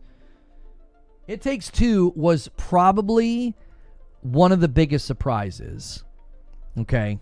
It's probably one of the biggest surprises I've ever seen. Because It Takes Two beat, Ratchet and Clank Rift Apart. It beat Super Mario 3D World Bowser's Fury. It beat Returnal. I still feel like Returnal is that to me is it will always be a crisis. It Takes Two beat Ghost of Tsushima. Director's Cut. No, hang on, that wouldn't be up for nomination. Yeah, it beat Returnal. This to me will always be a bit of a tragedy that this game doesn't stand a little bit stronger. 201 critic reviews, 86 with an 89. This to me is always sad. I feel like this game deserves so much more, and I just think the rogue element hurt it really bad. It got a lot of people that couldn't get past Biome 3, and they acknowledged this and they rebalanced Biome 3, but it was too late. The damage was done. You had a bunch of review outlets that gave it a more tepid score because they were stuck in Biome 1 and 2. They were stuck. What's rogue element? A rogue isn't if you die, you start over. So I actually think it's one of the reasons that Hades 2 doesn't have a lot of scores yet. Yet being the key word. I think it's taking people longer. It's not like a game you can linearly run through quickly, lower difficulty, and get through the bulk of the game for a review. So Returnal, I think, suffered because of that. Yeah. You hate when games do that? I did not like rogues until I played Returnal. So, okay, we got to go through my top 10. So my game of the year, list, I've got 10 games that I want to walk through with you guys. And let me get all of the trailers. Let me get all of the trailers for you guys. So that way we've got something to look at while I'm talking.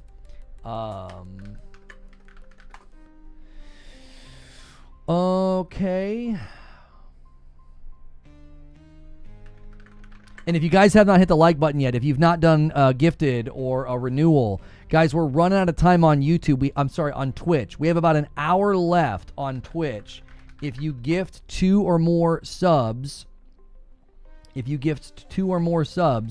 can get a bonus 1 to 100 from Valorant.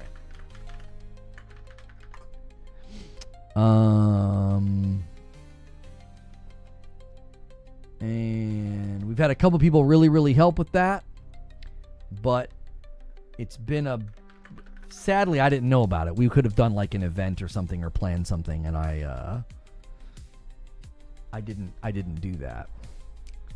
Let's see.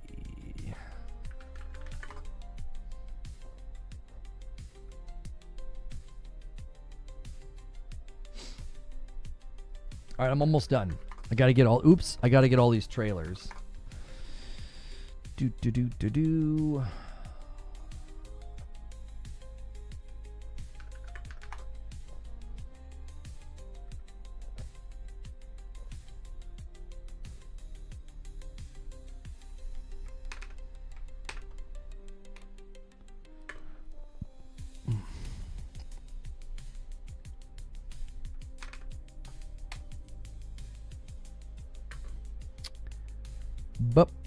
Bup. There we go.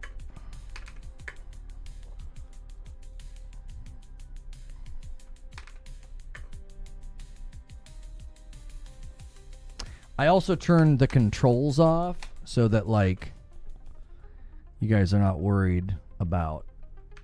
I like it. It looks a little bit cleaner when we have the player controls off. Like, I have an extension for that in Chrome.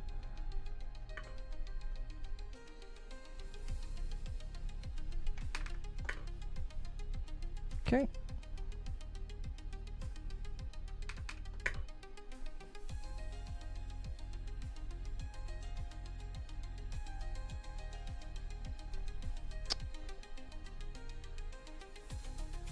There we go.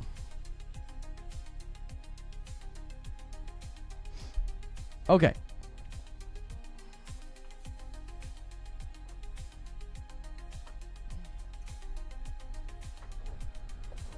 God of War in 2018 had 255. It's hard because you don't know at the time they were nominated how many reviews it had. Like, over time, there's more and more reviews getting added. So, thank you, Angry Pete, for 20 months over there on Purple. Let me go ahead and add you to there. It is 202. Thank you very, very much for 20 months. Again, if you guys have been thinking about gifting or doing a gifting train, the next hour from noon to 1 is the final hour of the Valorant push. So we should try and go a little crazy. I just paused the thing that annoys everybody on YouTube. So if you like the fact that I'm pausing that, do me a favor and hit the like button. The cutoff for nominations is usually like midway through November, like November the 15th. I got to scroll back up on my script here. Okay.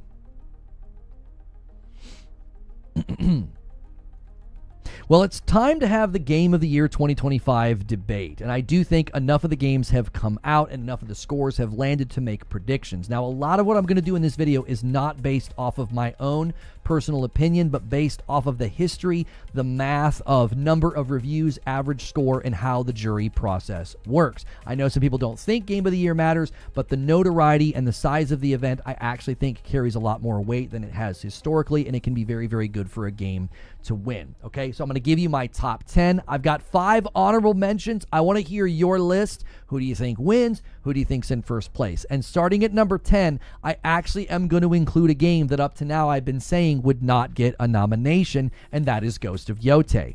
It has an 87. I definitely think it's in the running. However, my position on this has changed. I thought it couldn't get a nom. It didn't hold on to the 90s. There's too many outlets that'll just sort of be tepid to open world fatigue or sequel fatigue. However, if you remove the 9 or 10 more tepid reviews, there's roughly 100 reviews that have overwhelming praise for this game. Its beauty, its technical prowess, its combat, its new take on open world, combining certain elements of other open world games to really evolve the genre. The technical praise from Digital Foundry, as well as a lot of the outlets, is very high. I think that will have an impact on this potentially getting a nomination. I think, again, if you remove the 9 or 10 outlets that we know won't vote for it, the remaining number of outlets that likely will is very high, and their praise of the game is very high.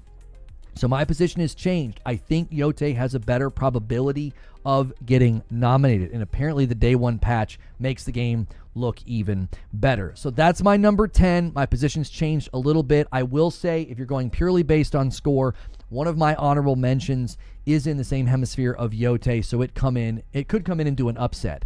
But there's also a game that I've been talking about a lot that I think is a sleeper, and that game is Shinobi Art of Vengeance. Now, this is a little self-indulgent, but not really. This game has an 88 on OpenCritic with 124 total reviews. Now, this has a legitimate shot at getting a nomination. It could also land in a handful of other categories. It is one of the best platformer Metroidvania games I've ever played. Now, it's not a strict Metroidvania because it's not one map, but you very much are getting new abilities and going back to areas that were previously inaccessible, and those abilities and those movement options and toolkit options improve your ability to compete as well as fight and do the more challenging platformers, okay? This, to me, is up there with Ori, the first Hollow Knight, Nine Souls, one of my favorite platformers / sort of Metroidvania games of all time. And it actually has a very, very good standing. This could be a sleeper in the running that a lot of people haven't paid attention to, and I definitely think that you should. It's got a great score and a lot of reviews. Now, this is another one that a lot of people thought, man, this was the front runner before another title showed up, okay? Kingdom Come Deliverance 2 is in the top 10 for the year. It's got an 89 on OpenCritic. It has 169 total reviews. That's a lot. For many, it was a triumph, as deep RPG systems give you an immense amount of freedom in this game, and it was immaculately built, and it ran very, very well. This is a clear contender for a nomination. Now, many people thought that Kingdom Come Deliverance 2 was the clear Game of the Year winner until Expedition 33 showed up. This was a game that launched earlier in the year, and for many people, it is their own personal Game of the Year, which I think is just a testimony to just how amazing this year has been, that a game of this quality may not even get nominated, not because it's not good, but because the actual competition is just so thick. And we do know that they like to put little games up there, and number 7 on my top 10 here that could potentially get a nomination is Blueprints. This game was basically this year's Balatro. It was small, it was unique, and it had a lot of heart. It's got an 89 on OpenCritic with 96 total reviews. Now, Balatro had a 92, but it only had 63 reviews. So Blueprints actually has a legitimate shot because it's got more quantitative reviews than Balatro did, and it's got a very, very similar score to some of the other top games this year. We know they like to give those smaller games a shot at the title, so if this thing can garner enough support quantitatively from the number of outlets that are out there, you will likely see Blueprints up there on the podium. Now, if it doesn't get a Game of the Year nomination, Blueprints is almost assuredly going to snag the breakout indie title. Silksong can't be in that category, and neither can Hades 2, because those are sequels. The other breakout title could be Shinobi Art of Vengeance, but I think Blueprints sort of took the world by storm in a similar way that smaller games like Stray and Balatro did before it. So I do think Blueprints stands to land in other categories and even walk away with some, but Game of the Year nomination will be tough. But we saw that happen for other small titles in the past.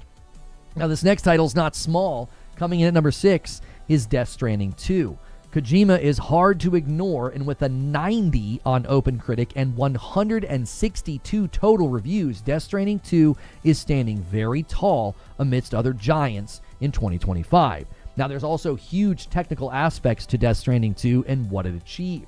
Along with an amazing soundtrack, evolved mechanics, I think a serviceable story. I thought Death Stranding 1 story was a little bit better and not as obvious. I also think Kojima was a little too indulgent in the lead up to the game, and he gave away some of the best moments in the game in some of his trailers and some of his debuts. Beyond just the technical prowess of the game itself, the emotion capture, the character design, the art direction of this game is absolutely phenomenal. Norman Reedus looks like Norman Reedus. So you could clearly see Death Stranding 2 landing in the Game of the Year running this year. It will likely land in other categories as well. However, performance and soundtrack and art direction is going to be tough to win, because those are all categories that I think we will see Expedition 33 land in as well. Now, we're halfway through my top 10, and we're coming in at number 5, and this one is Donkey Kong Bonanza. Now, Nintendo is very consistent in the Game of the Year nomination lists historically, and DK Bonanza is very strong in its position for 2025. It has a 91 on OpenCritic and 157 reviews.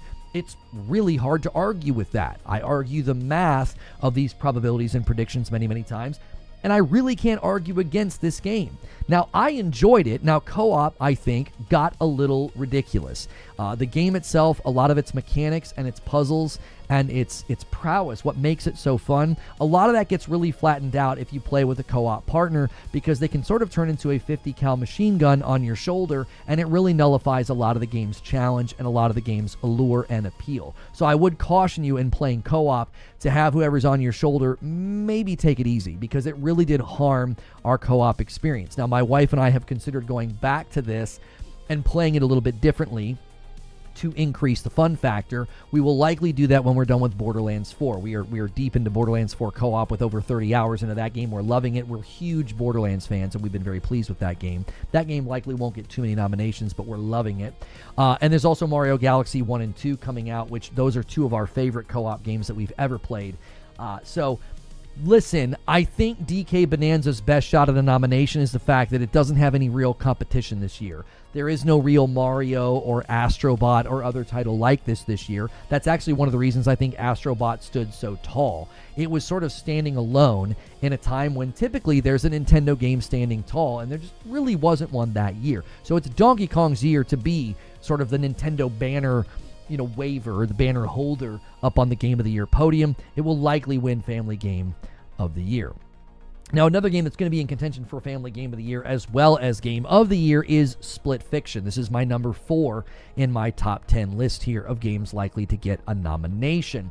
After the surprise of It Takes Two winning Game of the Year in 2021, many were looking to see just how they would improve on that format. Many of us said that It Takes Two was basically a bunch of video games in one, and it was so satisfying and so fun to play. Well, Split Fiction took that idea and cranked it up to 11. This is one of the best co-op games that I have ever played, and they clearly upgraded and evolved what worked so well in It Takes Two.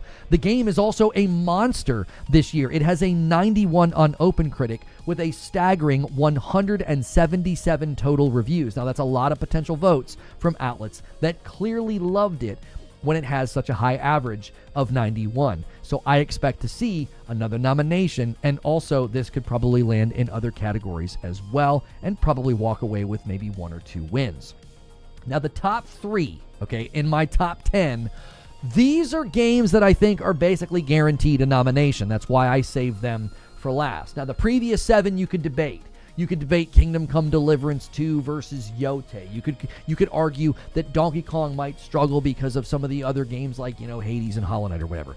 You can't debate the next 3. The previous 7, I think you could debate. I think the next 3 are guaranteed to get nominations because of how strong they are standing. And obviously, I've got to start with Hollow Knight Silksong. This game has dominated more than just the sanity of its player base. It took the world by storm at launch, and it broke basically every storefront that it landed in. Listen, side note to developers, preload is a really nice service to your customers, so we're not all sitting around as you break stores, okay? Currently, Hollow Knight Silksong has a 92 on OpenCritic, but it actually only has 85 reviews. Now, the quantity of reviews is interesting because I think it will go up. I think it's guaranteed a nomination because I think out of those 85 reviews, virtually everybody would vote for this and say it's one of the best games this year. I also think the lack of reviews versus other games is in relation to its difficulty and how many people have had to put the game down, okay? Even as somebody who put the game down because I thought the runbacks were tedious and unfun, while I enjoyed the challenge and the boss fights after 10 hours, the runbacks were souring my mood. I can still look at this game, remove my opinion and bias, and say this game is bound for a Game of the Year nomination. Now, the debate topic of difficulty is likely why we only see 85 reviews. That could hold it back in the running, as November 15th is sort of the cutoff for votes. And by then, we may not see a huge uptick in people playing it because other big games have come out that are eating up a lot of the attention of these outlets. Now, I don't think that will affect its chances at a nomination, but I definitely think it will affect its chances at actually winning. So that's number 3. I think Silksong is guaranteed a nomination. And another game that I think is guaranteed a nomination is Hades 2. Now, this won't be Hades' first time up on the Game of the Year podium if my prediction is correct, and it has a very respectable 93 on OpenCritic. However, it also currently has a lower review count, only 71 total reviews. I believe this is a very similar situation as what happened with Silksong, as well as kind of what happened with Returnal. It's a rogue, okay? Rogues are harder to review. You got to put a little bit more time in, and if you're not getting good and you're not playing well, it's going to slow down your process. We know that gaming journalists have deadlines. They have tight schedules. A lot of the times they're reviewing multiple games, and if they can't quote-unquote finish Hades 2, their review may take a little bit more time, or maybe never actually happen at all, as many people were quickly having to switch from Hades 2 to working on their Ghost of Yotei reviews. The first Hades got a Game of the Year nomination, and it has a 94 on OpenCritic with 189 reviews. So I do trust that over time, Hades 2 will get more reviews, which will then help it in the voting process, get more votes, and secure itself the nomination. But I do think it's not going to be able to stand up to the game in the number one position. And that game is, no, I'm just kidding. It's Expedition 33. Now, obviously, the 92 that this game has on OpenCritic is one thing to look at. But another thing to look at is the absolutely indomitable 195 total reviews. This game has been reviewed by every outlet. I think probably even people that just play mobile games have reviewed this game. Okay, this game took the entire gaming world captive. It captivated our attention, our imagination. It captivated our playlists. The very soundtrack itself went viral. It had a cultural moment. Clips went viral. The soundtrack trended. The game had an undeniable impact on the gaming community and the gaming conversation. It is this year's Baldur's Gate 3. It is this year's Elden Ring. Ultimately, my argument for this game is not even based on my own experience. I loved it. It's my favorite game this year. Just based on observations, though. This game hit people deep in the feels. It is a game about grief, and it covers it in a creative, almost bewildering way that sticks with you and hangs in the air in the days after you've played it. This game connected with people. They connected with the characters, the story, as well as the deep themes within it. This game will carry itself across the finish line by those reasons alone. It will also likely win other categories: Best Original Soundtrack, Best Performance, Best Art Direction, Best Direction. This game is a force of nature. It will win so much this year, and it's deserved as far as I can tell. And I'm fully in its corner, not just because I enjoyed it, but since I first saw a trailer for it, I said, that has Game of the Year potential. That's a sleeper hit that could come out of nowhere, and it did. It is the powerhouse of 2025. And to really just drive home how great 2025 has been, I just listed 10 games that are all strong contenders for Game of the Year. I mean, strong contenders. Many of them could win in almost any other year that you put them. But I got to include 5 honorable mentions, 5 more very quickly, just to show you how great this year has been. Mario Kart World has an 87 with 140 reviews. Silent Hill F has an 87 with 108 reviews. Doom the Dark Ages has an 86 with 199 reviews. The Alters, a very creative game, has an 86 with the 108 total reviews. Xenoblade Chronicles, this one could come out of nowhere and be a wild card upset, has an 87, same score as Yotei, with 96 total reviews. I think the lack of reviews might hurt it a little bit versus Yotei, but Xenoblade Chronicles X has a great score. That's it. That's 10 that I think are likely to get a nom. There's only 6 that can. But then just those 5 honorable mentions are also amazing. And I'm sure there are other games that have come out that I haven't even mentioned. I didn't mention Borderlands 4, and I'm having a blast with it. I didn't mention First Berserker Kazan, and I loved that game. This year has been absolutely stuffed to the gills, and whoever wins Game of the Year can hold their head high, because the rest of the games are obviously, I think, honored to be nominated in a game year that I think has been more competitive than ever. So that's it. That's my list. What's your list for Game of the Year 2025?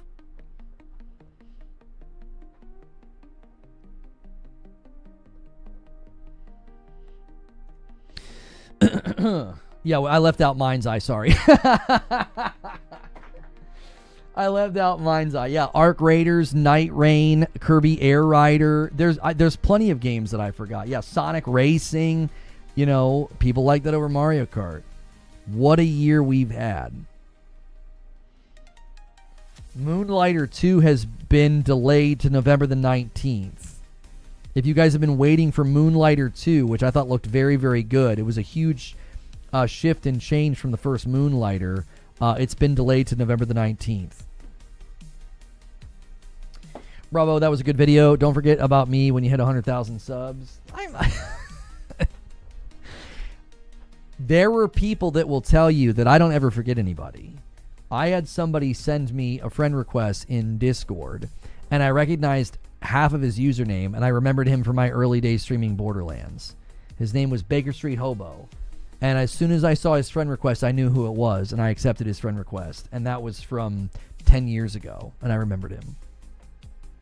So yeah, what are your Game of the Year predictions? Guys, okay, it's the final countdown, all right? The final countdown. There's a crazy sub initiative on Twitch.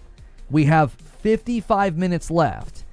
Every single 5 gifted member bomb has the chance for us to get 1 to up to 100 extra free members, okay? So if you've ever supported me before and you've considered supporting today or gifting on YouTube, for the next 55 minutes, we should focus all our attention on purple and try and win some of those big ones, all right? After that, it's over, right? That's over. We can hit this goal this week with the help of Valorant. Valorant's account is the one doing it.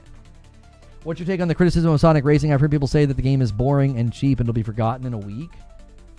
I don't know about that. And Pork Pie drops a big one, a 50 bomb over there on Team YouTube. And look at that, 10 bonus subs from Team Valorant. Just like that. See, that's the energy we need when they've got this kind of an incentive going on. I heard you needed Purple to speak up. Purple's speaking up. It's now 85-13 YouTube.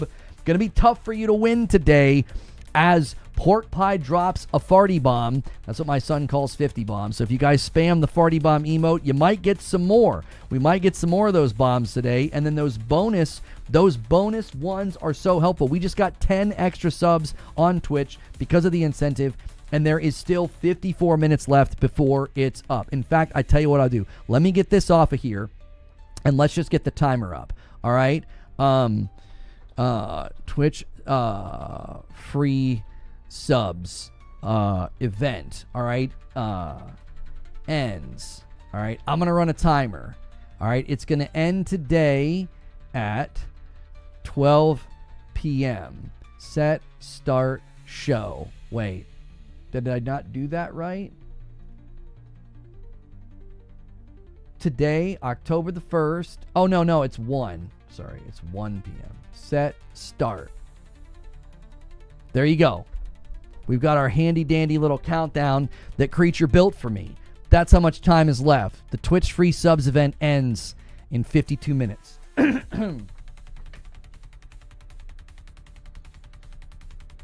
All right, and a hype train is starting. This is it. Right? It was my birthday money. You get the subs. That's very kind of you, Pork Pie. You have been so incredibly supportive. We're at a hype train level 9. The record on the channel is, I believe, a level 14. Yeah, level 14, 20% is the record.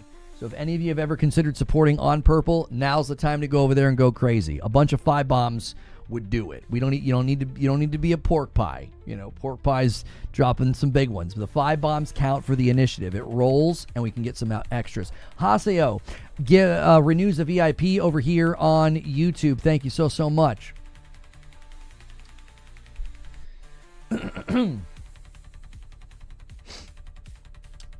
You see how Tim Dog has like 20 tweets on the price hike? Isn't even really bad news for Xbox players. I mean, yeah, I like Tim Dog, actually. He was kind to me, and we buried the hatchet, and he publicly apologized for some of the things he had said about me. But I don't have any interest in talking about the Game Pass thing. Haseo gifts a member over here on YouTube. Thank you so much for doing that, Haseo. And another one. Oh, Haseo's setting up the 10 bomb. We are now 10 away from 275. That is the next milestone. Where did he rank Donkey Kong? Donkey Kong was in the top 10 of, I got 10 games that I think could get nominated, and Donkey Kong was one of them. Only 6 will get nominated, but I thought these are the 10 that are in the conversation. You can't do a 5 bomb. You're fine, Haseo. You did a setup, and those setups are really helpful. There's 50 minutes left on the Twitch free sub event.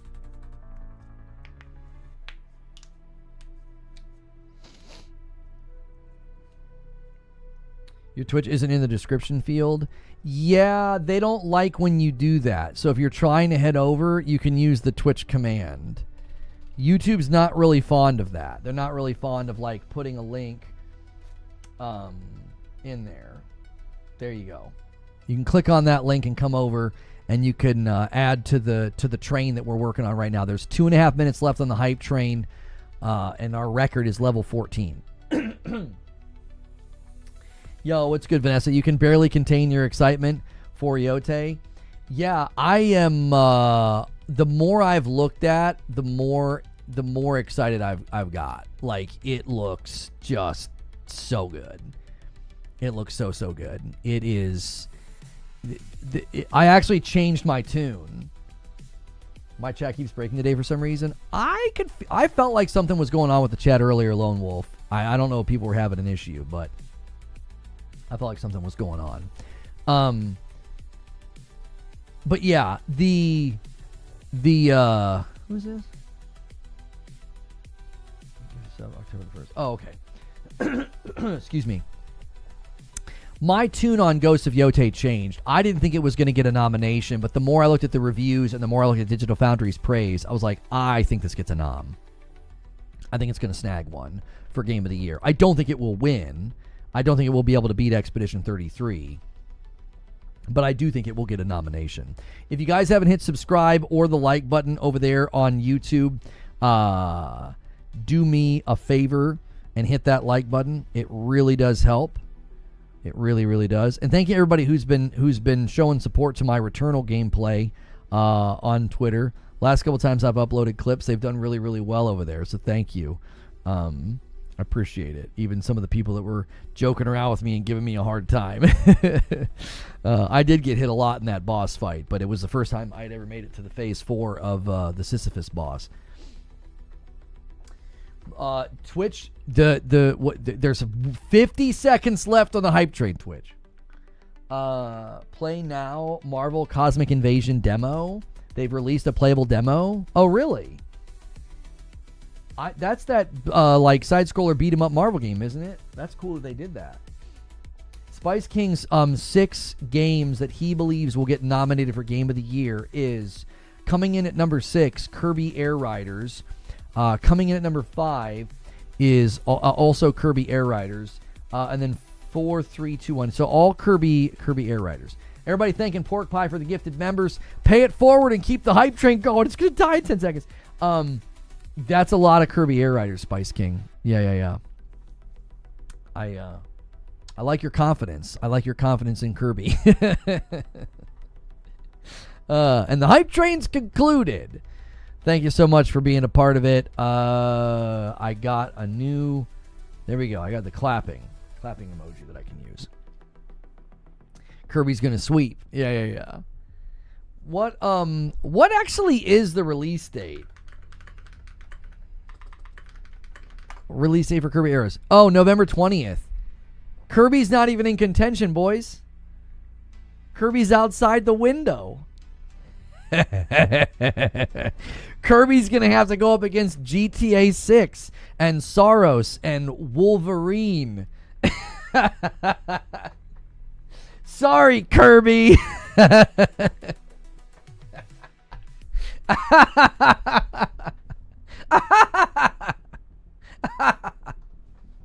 Enjoy going up against GTA 6. Enjoy going up against Wolverine. Yeah. Have fun, Kirby.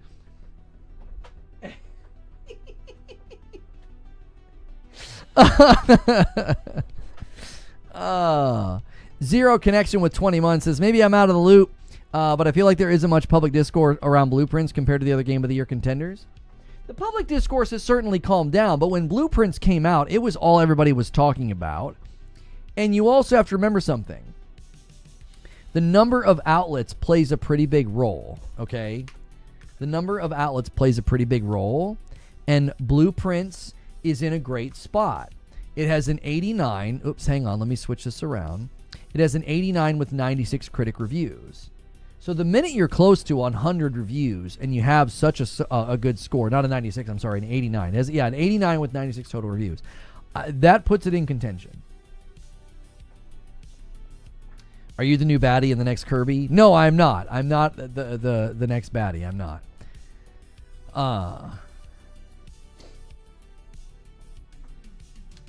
So I won the bet on Ghost of Yotei. Wait, what was our bet, Perfect Image? Did you think it was going to get nommed? It hasn't been nominated yet. I just changed my position. What was our bet? I think I bet that it wasn't going to get nommed, didn't I? Somebody clipped that on the channel over here on Purple, right? Lono bets a 50 bomb on Ghost of Yotei losing game of the year. Oh, see, I think I bet a 50 bomb on it losing, it being 9 out of 10. But Yotei's not a 9 out of 10. It's an 87. It didn't hold on to the 90 score, which I said it wouldn't be able to. That I was right on that. What do you mean? Yeah, my 50 bomb bet was that Yotei would lose and not win game of the year. I think I've always maintained that I didn't think it would get nominated, but I don't think I took the bet of the nomination. I took the bet on the win. The deadline's the 21st this year. Are you serious? They extended the deadline that... Feels like Keely's playing nice with Nintendo. That's awfully convenient that the deadline is the day after Kirby came out. 87 to me is 9 out of 10. So in order to win the bet, you're going to pull some My Truth nonsense with me? Get the frick out of here. No, the nominees are coming out mid-November. I don't think the 20th will work. I don't think you're correct, Talika. The website literally says nominees coming mid-November. Your deadline for a game launching can't be the 20th. Let me see if they've got any other info here.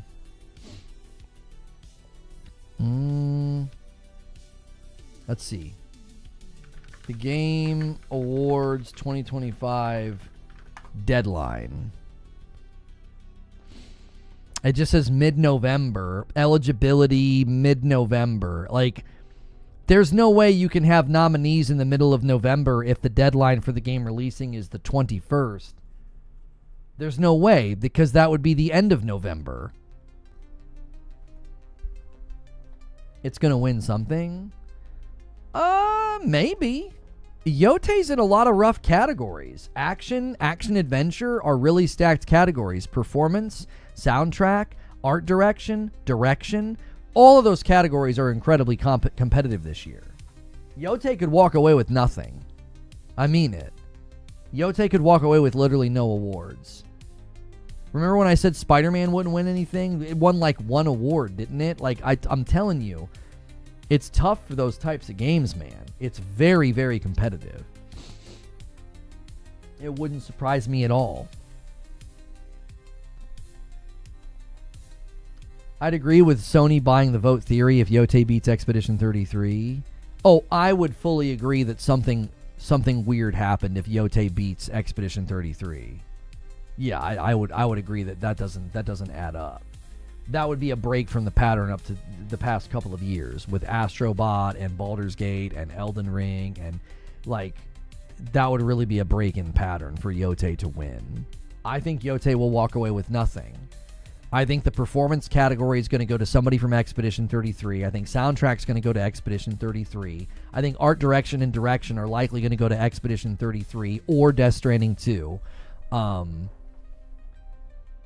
Thank you, Diablo Dark Matter. I just paused them. Which game has the most realistic chance to beat Expedition 33? I don't know. Silksong and Hades are probably going to step on each other. I think Hades and Silksong are going to step on each other. I think in the voting, they're gonna be a bit of a cannibalization. It's like when my wife and I used to watch America's Got Talent, and the one year that a magician won, he was up against two singers, and I think the two singers cannibalized each other in the vote. I think Hades 2 and Silksong will hurt each other in the vote. I think Expedition 33 sort of stands alone.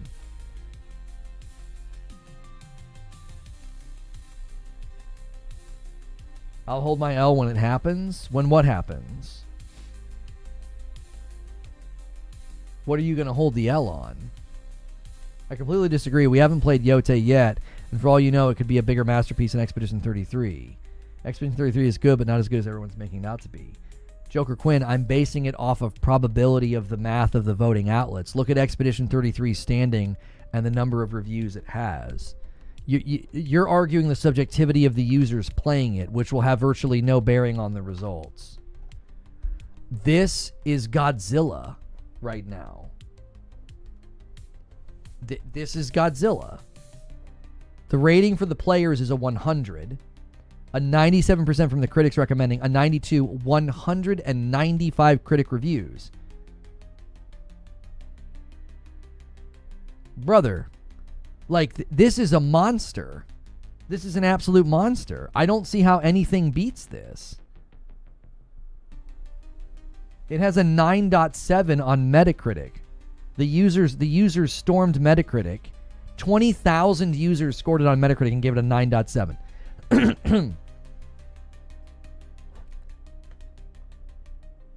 Look, I'm probably going to like Yotei more. I'll be honest with you. I'm probably going to enjoy Yotei more than Expedition 33 just because of how much I've been looking forward to it and the combat and the world and the art style. Like, Yotei's really kind of capturing me just from the trailers and the reviews alone. But I'm still going to be willing to admit that Expedition 33 stands so much taller. It's just, I'm telling you, when Elden Ring hit and it was time for the votes, it was in its own league. When Baldur's Gate 3 hit and it was time for the votes, it was in a league of its own. And Expedition 33 is in that league. It's on that baseball team, boys. It is. It's in a complete league of its own. The consensus is so overwhelming. I think people are... remember what I said about Astrobot when I said Astrobot's going to surprise people because people are forgetting how dominant it was, how overwhelming the praise was. I was like, Astrobot's going to break hearts at the Game Awards. And boy, did that little homie break some hearts, okay? This year, y'all are going to see, y'all are going to learn. Expedition 33 is walking away with like 5 awards minimum. Like 5 awards minimum they're walking away with. They're going to crush so many of the categories. I'm telling you. You're wrong. Well, I could be wrong if my prediction ends up not happening. I can't be wrong in the present. It's a prediction. A prediction can't be wrong until it's falsified by the results. So currently, it's just a prediction. Split Fiction will win something, but it ain't winning Game of the Year.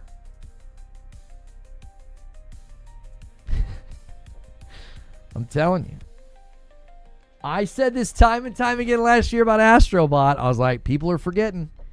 People are forgetting how strong little homie stood when the reviews landed, and I think people are forgetting how strong Expedition 33 stood. It just took over. It took over. Its soundtrack trended on all platforms where it exists. Like, nobody else's game did that this year.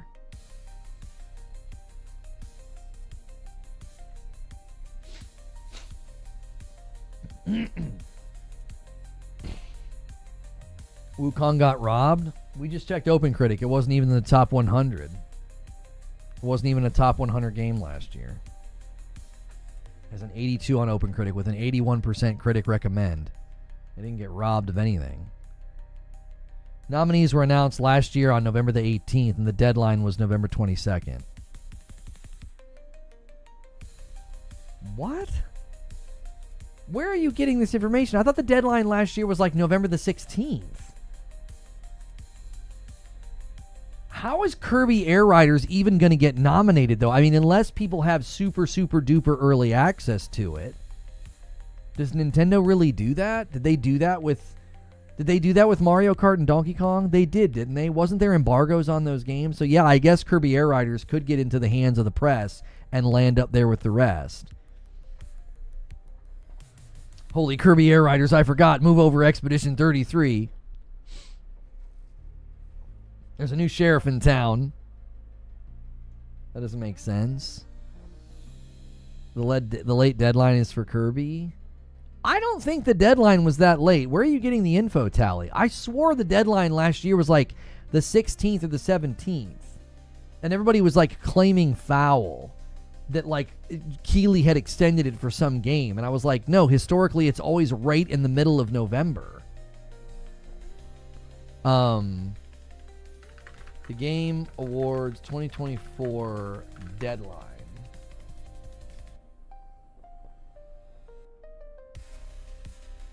Yeah, according to AI, the eligibility deadline was November 22nd, and they announced them on the 18th.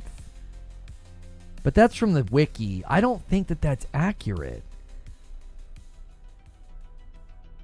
I swore we researched it, and people gave him grief about it. Because somebody went and looked at all of the deadlines historically.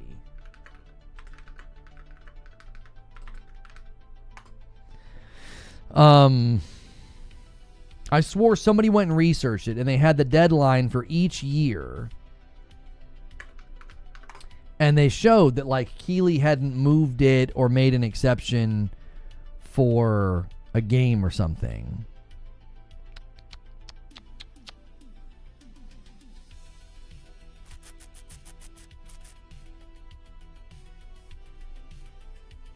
I'm trying to remember who sent the tweet.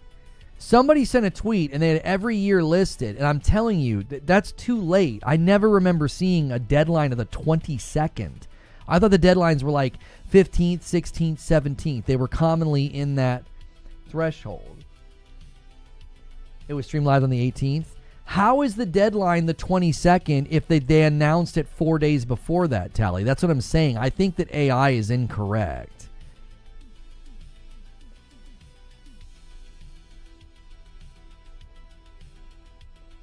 I can't.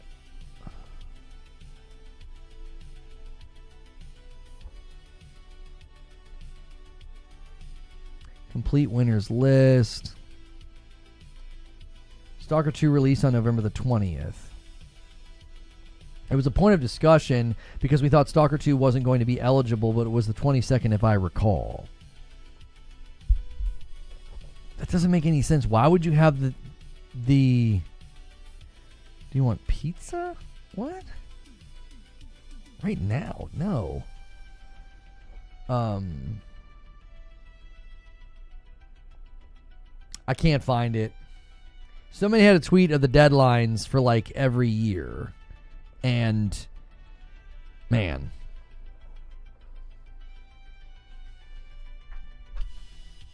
I believe he moved it last year for Stalker 2. Okay. Prior to last year, it was earlier though, wasn't it? I'm not losing my head here. I thought it was typically halfway through November was the deadline. If you guys are watching on YouTube or Twitch, we have 32 minutes left on the free sub initiative on Purple. Every 5 bomb or higher has a chance of free subs from Valorant's doing some big incentive.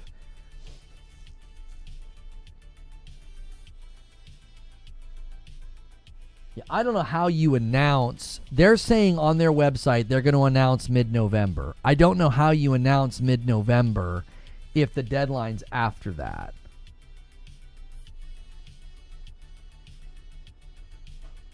Do you know what I'm saying? Lono's always right, even when I don't like it. It sounds like I was wrong about last year, though. People are saying that the deadline was the 22nd. Okay, the cutoff date for last year was November the 22nd, 2024 at 9 p.m. Pacific. Titles that release after this date will be eligible for the next year. Okay, so yeah, they did officially state that last year. It was the 22nd. I felt like in years past, it was somewhere between the 15th and the 17th. Yeah, Wheezy's saying 14th to the 17th. I thought in the years prior, that's where it typically landed.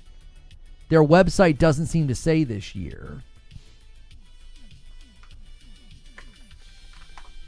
There doesn't seem to be an official word anywhere. It just says that you're going to get results mid-November. I don't know how you're going to get mid-November results again if the deadline is like the 20th or something.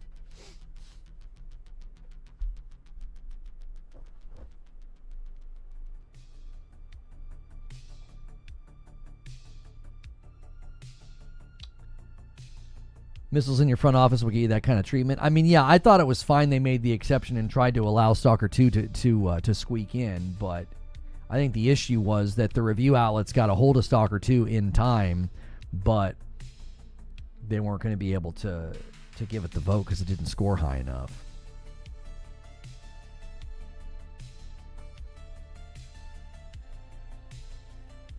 The 20th is mid-November. So 2/3 of the way through the month is mid? I mean, I guess you could say it's the middle week, right? No, it's the 3rd week out of 4 weeks. The middle would be like the 14th or the 15th.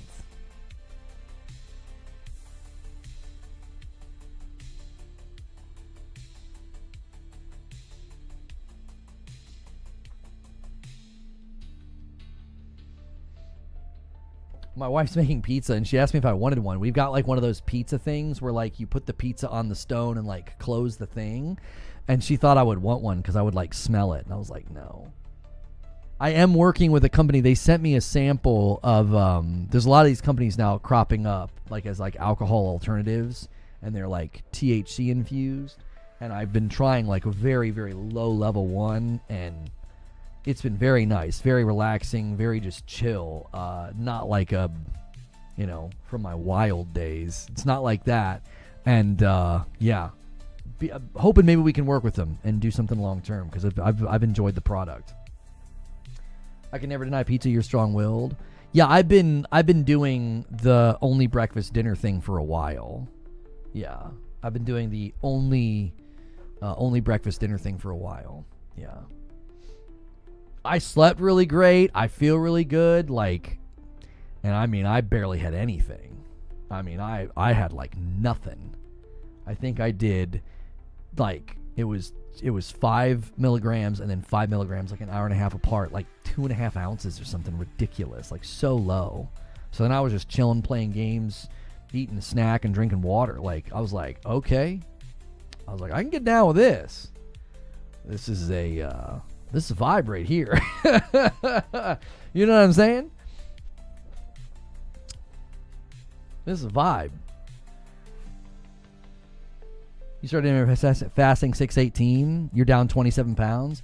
You lose so much weight, and I feel great. If you get comfortable being hungry, you're not starving. You're just hungry. If you get comfortable being hungry, oh yeah, you'll drink way more water, and the pounds will just fall off of you. I'm down to like 143. My heaviest was like 163. Like, I'm down like 20 pounds and holding without being super active, without riding my bike. It just, you know, now not everybody can do that, right? If you work manual labor, it's almost impossible to skip a midday meal. Like, your body needs it.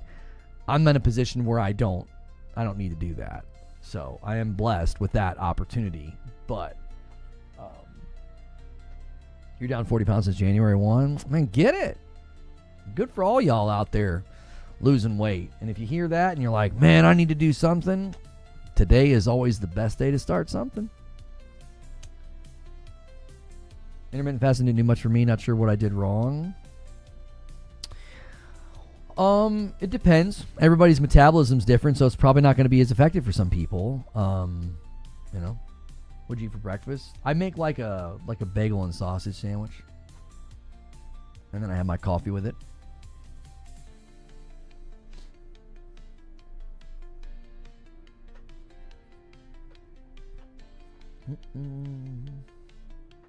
I wouldn't say it's like a healthy breakfast, but it's filling. It gets me through the day. You only eat lunch and dinner, went from 315 to 240. Yeah, that's probably an easier one for people to do. That's the easier one to do. Yeah. If you skip breakfast, you can just kind of get some momentum in the day, and like you haven't really jump-started your metabolism yet. Like if you eat something in the morning, it can kind of make it harder. So like you just skip it entirely. Maybe coffee. That can kind of mess with you though, maybe. And then you just got to get to lunch and you're good. That's actually really good for you if, okay, this is another one, if you can ensure that your break all the way to your lunch is like 16 hours, I think is the number. Like your body is better at digesting things. There's like a cycle that if you can go that long, like no midnight snacking, no munchies on the couch, like lunch, dinner, done, and go all the way to the next lunch. If you can do it, it's actually supposed to be like really good for you. Not everybody can do it. Everybody's different. So obviously you got to take advice like this very, loosely.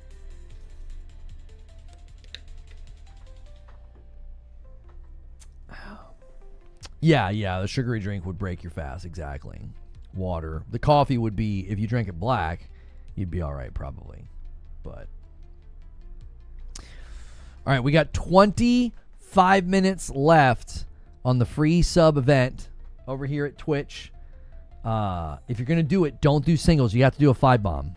That's the minimum. And we get extra free subs from Valorant's doing some big push over here.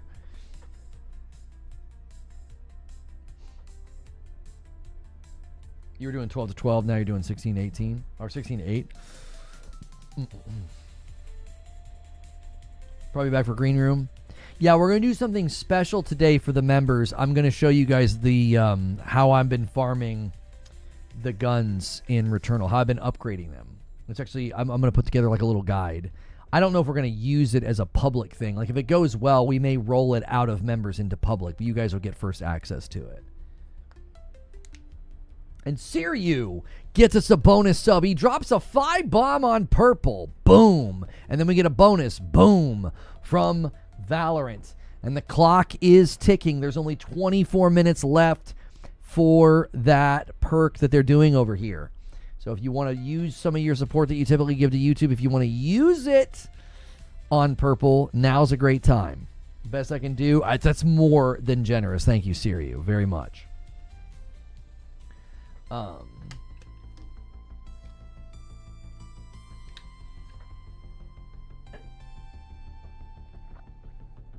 often do you cardio and resistance training? I don't, and I need to.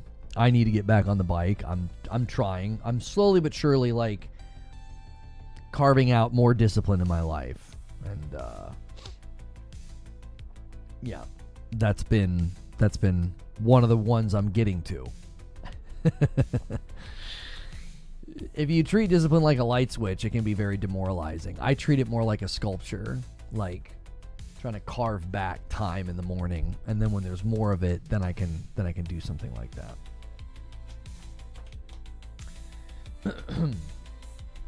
What time is Ghost of Yotei out tomorrow? I believe I'll be able to play at midnight. Okay, so Talika did the research. So the deadline for nominees in 2023 was the 17th. 2022 it was the 18th. 2021 it was the 19th, and 2020 it was the 20th. So see, it was trending down. It went from the 20th to the 19th to the 18th to the 17th.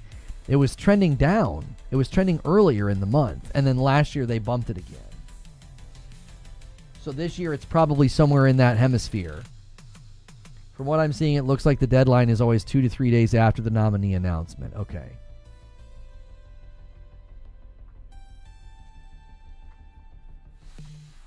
So if they do the nominees this year around that time, that would actually be great. I'll be in town for it. Yeah, because Thanksgiving is on the 27th. Yeah, we should be able to make a whole week of that and enjoy it. That's always fun covering that.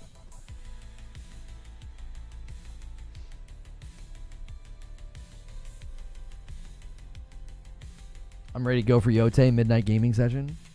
What are the best bikes to buy, like top 5? I need one for exercise. Oh, I'm not a person to ask about that. I got like a Schwinn, like an indoor Schwinn, and it's been great.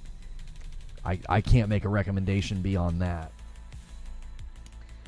The main reason I do breakfast is because I'm sitting at work, and it's just the thing to do at this point. Otherwise, it would be easy for me to skip.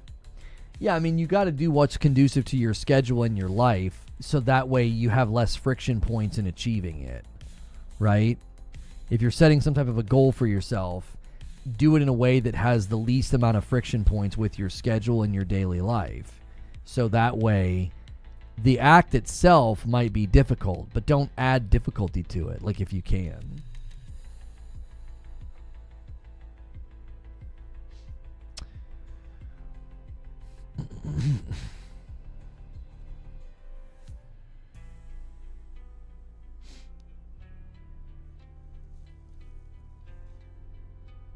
Small meals all the time has worked way more for me than any kind of deprivation.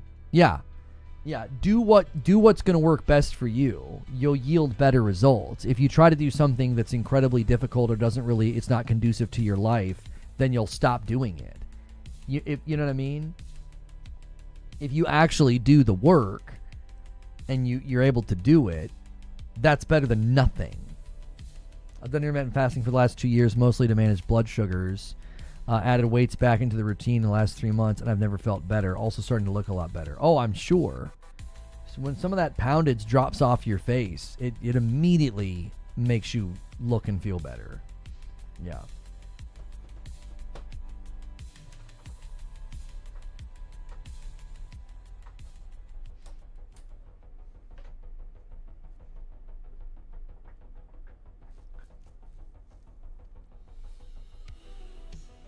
I don't care who wins, but I don't really see any way that Silksong doesn't win Game of the Year. I think it's pretty much a lock. Oh, no. No. Expedition 33 stands so much taller than it does. Not even close. Thank you for the Prime Unwound. I really appreciate it. Desk treadmill, that's a thing. Mm-hmm. Yeah. Guys, this countdown right here up in the corner, there's 19 minutes left on it. I mentioned this a handful of times last couple of days, but I want to make sure you guys know, in 19 minutes this goes away. If you gift 5 or more subs on Twitch, we get raffled a potential 1 to 100 extra for free. So it's a free sub event. Valorant's the one that's been doing it. So you can add to this total, to our goal. You can blow the doors off because Valorant's going to be adding every time you do it. But we only have 18 minutes left. I've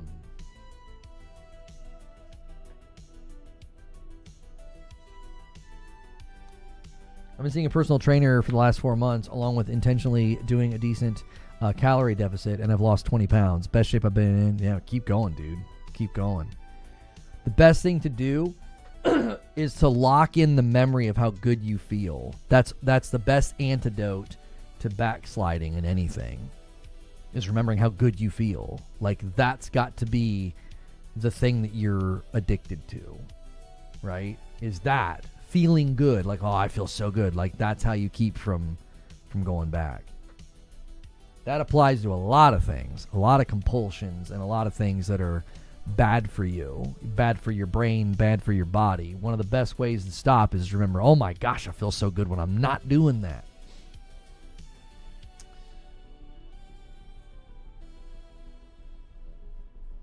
That feeling should trounce the urge. It won't, though. It's a discipline of the mind. It really is. It won't. It won't trounce it. People that get hooked on, the sauce or cigs or anything else, it won't. You've really got to discipline your mind to say, no, I know better than this impulse. I know that I feel better. I know that I'm healthier. All those things. You've almost got to talk to yourself sometimes to be like, not doing that, It's a discipline of the mind to talk to yourself instead of listening to yourself. Because a lot of what your internal dialogue is going to do is just impulse. My inner cookie monster is the hardest compulsion to master. Right. Like, and that's the key. Is it's a discipline of the mind to be like, nope, Because if not, you'll forget. What's this?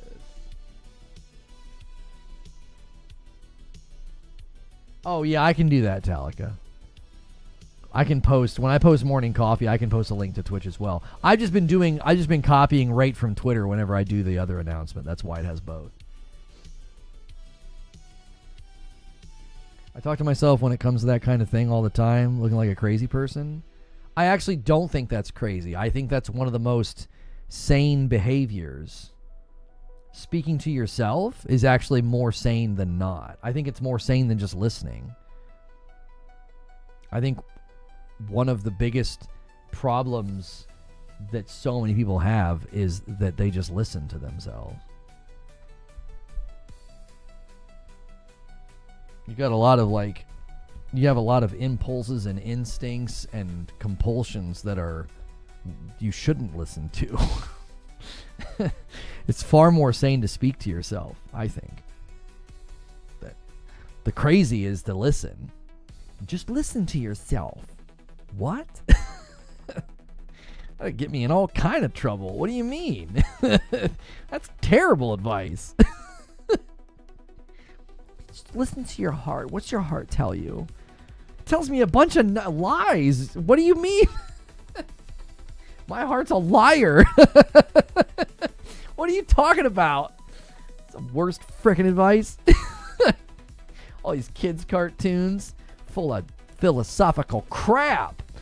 You can do anything you said you... No, you can't. Stop. Shut up.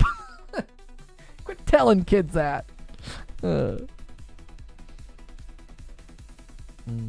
My heart hates cardio. I listen to it all the time. Yeah.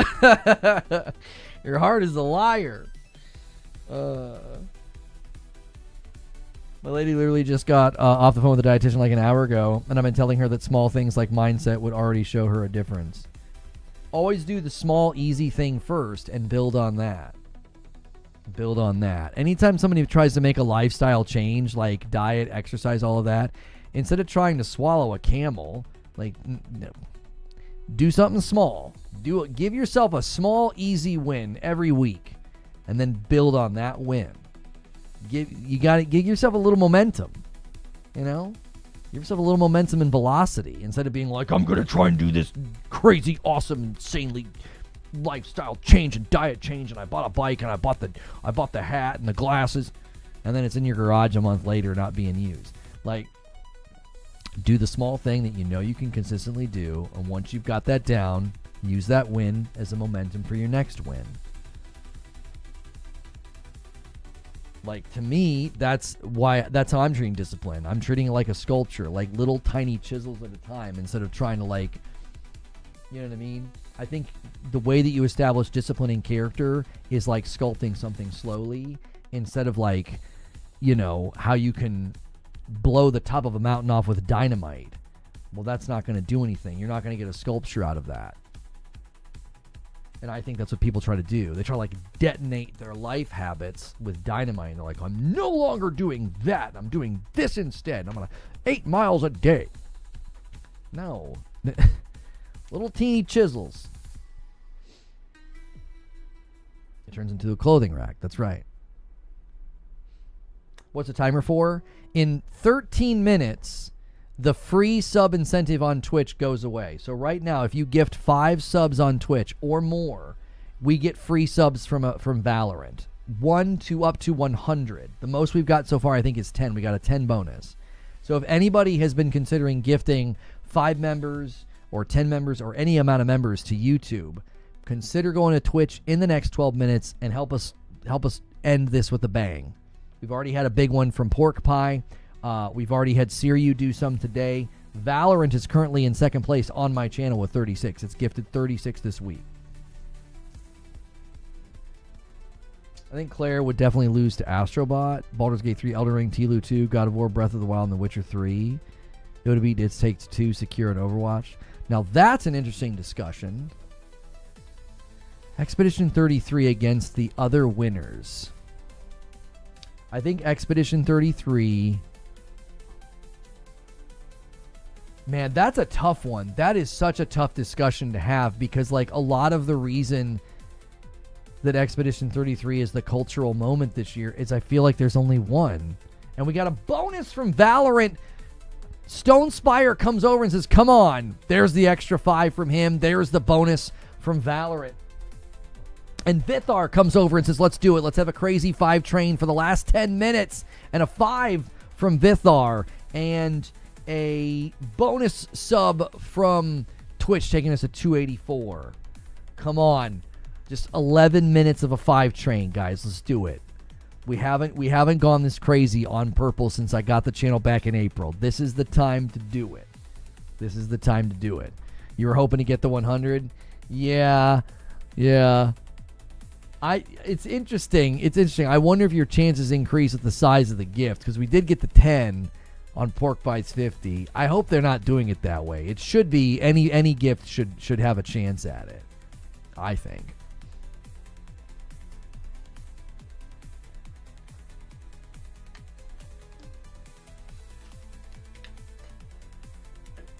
Yeah, little things like there's no reason to drink soda in the morning. That's right.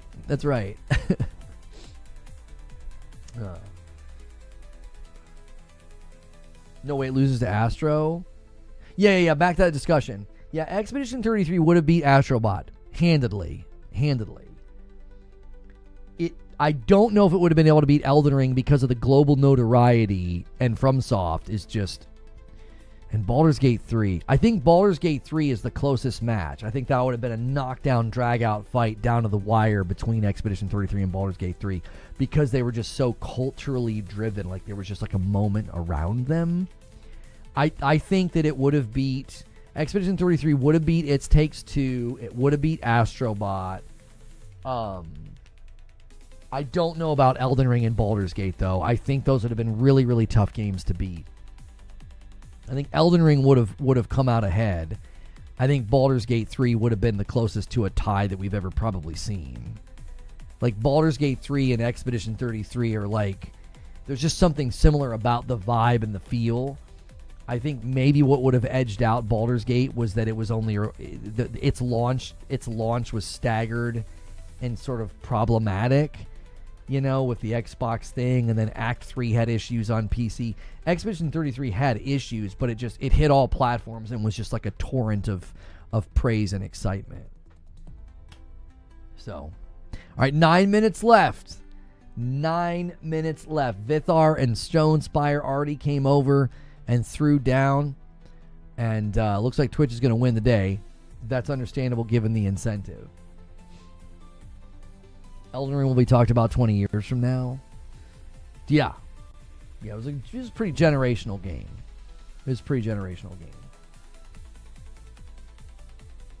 To a certain extent. I think both Baldur's Gate 3 and Expedition 33 will be talked about 20 years from now as well. Yeah, I think they will. I think they'll be looked at as pivotal games. Yeah. I think they'll be looked at as pivotal games. I think that's fair. Yeah. For different reasons. I think for different reasons, but I still think, yes, there is a level of notoriety and infamy that'll follow them for a long time. Can't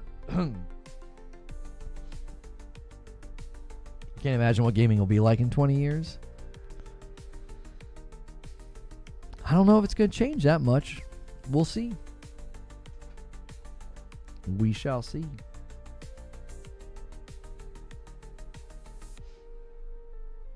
Expedition 33, 100%. Yeah, I can't see it not being talked about. Like the way that it captivated people and the way the soundtrack went and the memes and, you know, the voice actors getting, a lot of attention. You know, it's got celebrities attached to it. Brand new IP, completely different and new story. Yeah.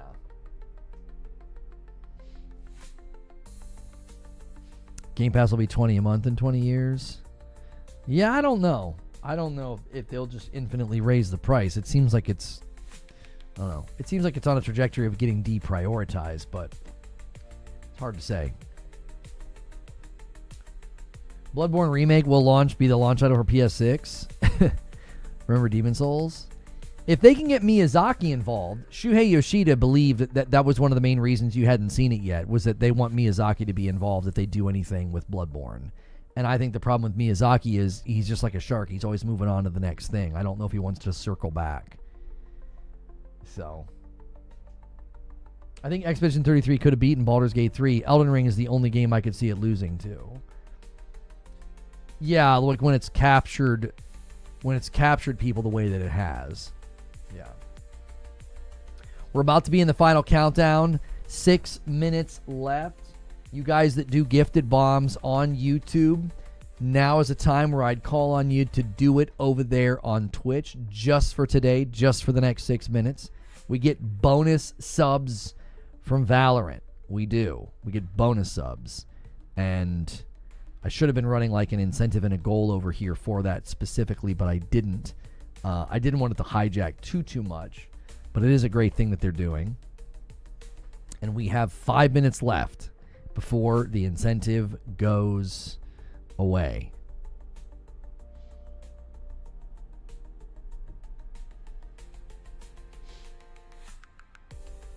Miyazaki honestly probably just doesn't want to do it. He said he doesn't like doing sequels. I wouldn't be surprised that extends to remakes.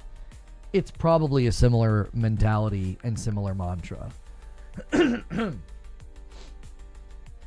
know, it's probably a similar mentality and similar mantra. And there's another one. 5 bomb from Wired Rope, and we get another bonus from Valorant. Boom, boom. Just like that.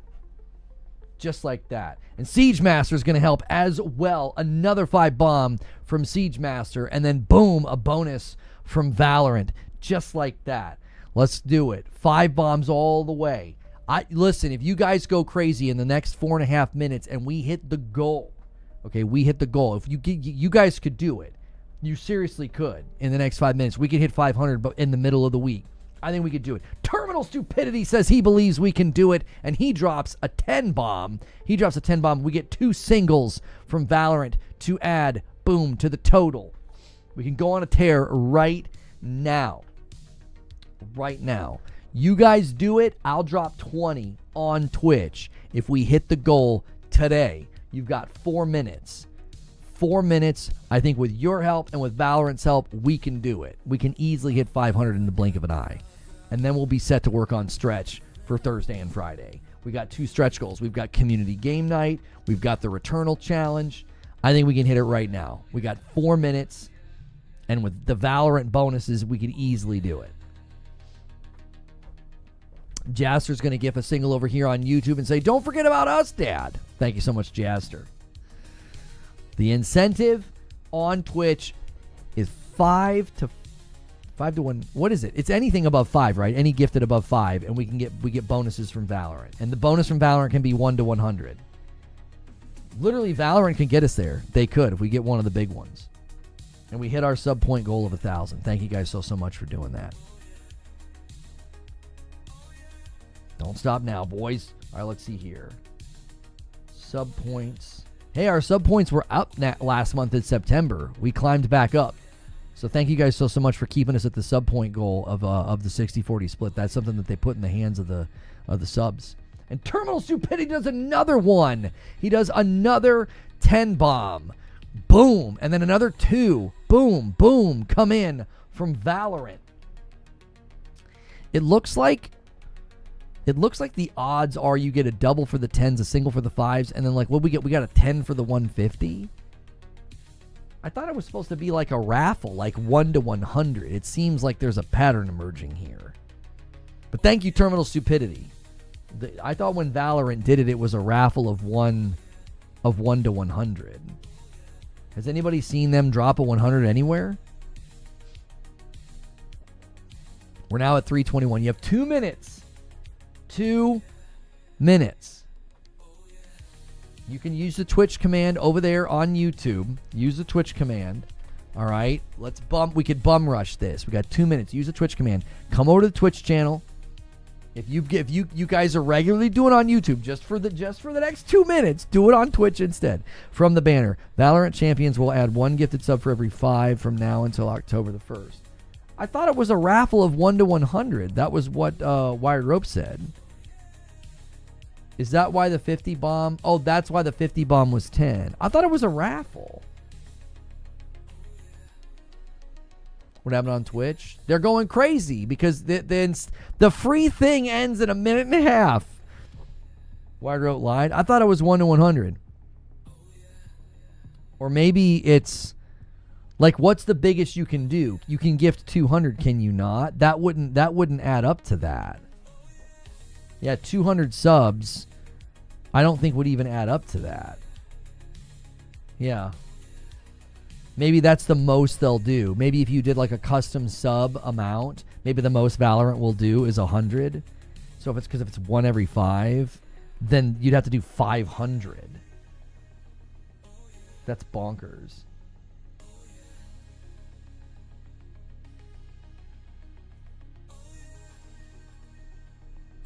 No, I didn't lie. 45 seconds. You said it was a raffle for 1 to 100. It sounds like it's a single for every 5. I thought we got more on a couple of singles. On a couple of 5s, I mean. Yeah. Yeah, Valorant gifted 3 2 hours ago. And Fuzzy does one at the buzzer. He does a 5 bomb. 20 seconds left. Boom. Boom. Yeah, there was a 3 on a 5. I'm looking at it. There was a 3 on a 10 as well. I'm seeing a 2 on a 5 and a 3 on a 10. Yeah, it is. It's a 75% chance of a 1 bonus, a 15% of a 2 to 5, a 6 to 20 is a 7%, and then a 2% from 21 to 100. Okay, so no, yeah. No, Wired Rope is right. It is a chance of 1 to 100. All right, I think it's over. All right, let me get the timer off the screen. Unless they extend it. I don't think they will.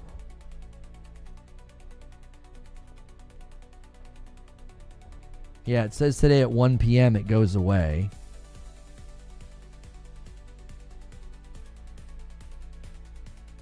It's now officially 1 p.m. So you can test it and see if it still does it, but I think it's over. That's what the thing says. It looks like it's still there, but it'll probably take a second for the server to remove the image.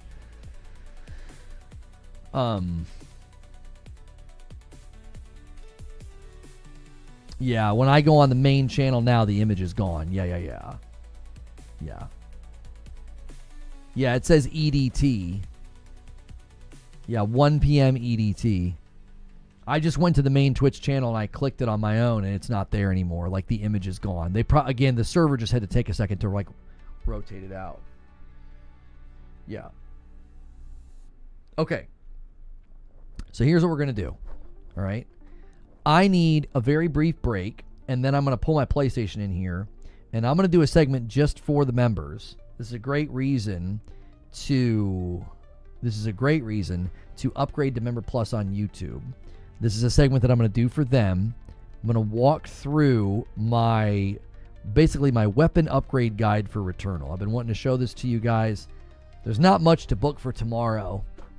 We're going to be playing Ghost of Yotei. I'll probably scrape together some kind of a talk show as a preamble to Ghost of Yotei. We'll probably just call it waiting room. I'll just be like, yeah, it's just a waiting room. We're just waiting for me to play. I'm going to play. We're going to hang out. A bunch of people that are interested in Yotei will come in. We'll redirect to some gameplay, and we're going to play Yotei tomorrow. So we don't really have to plan anything for Green Room. So instead, I'm doing something different for the Member Plus. This is a great reason to be Member Plus on YouTube. So type !upgrade in the chat and consider upgrading. It's $6 a month, and it supports me directly, and it enables us to do more content and more stuff. We are a fan-funded channel, so thank you guys so much for the immense support over there on Twitch today. And that incentive with Valorant was obviously huge, so thank you to Riot for doing that. That was very, very cool. So I'll be right back, and that's what we're going to get into, okay?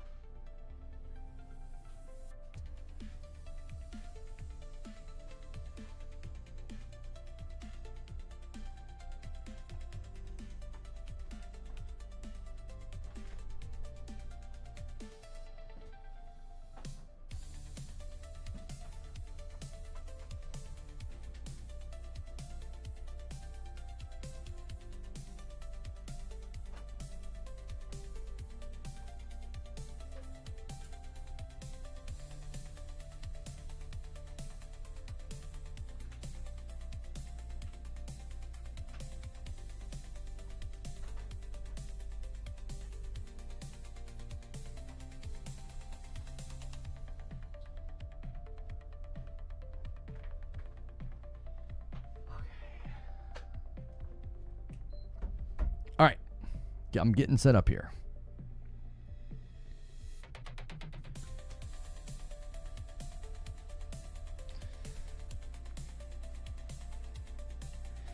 Okay.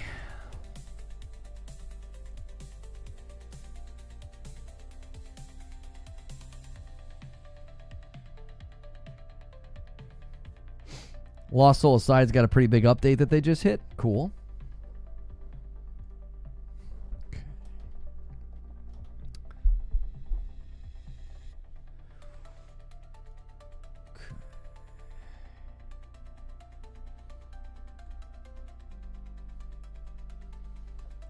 Right.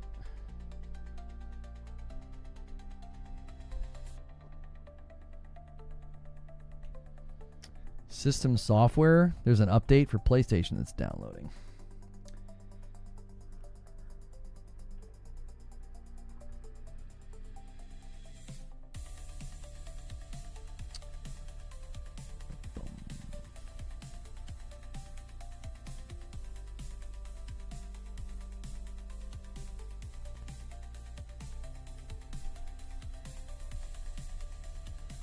$20 seconds left on the system software update. I don't even know what the update's for. Excuse me. It's like a PS5 update. I didn't. Usually they send out like a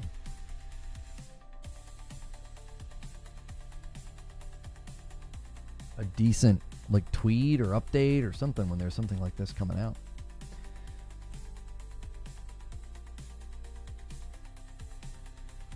Wario64 reporting that the website to cancel Xbox Game Pass subscriptions is overloaded.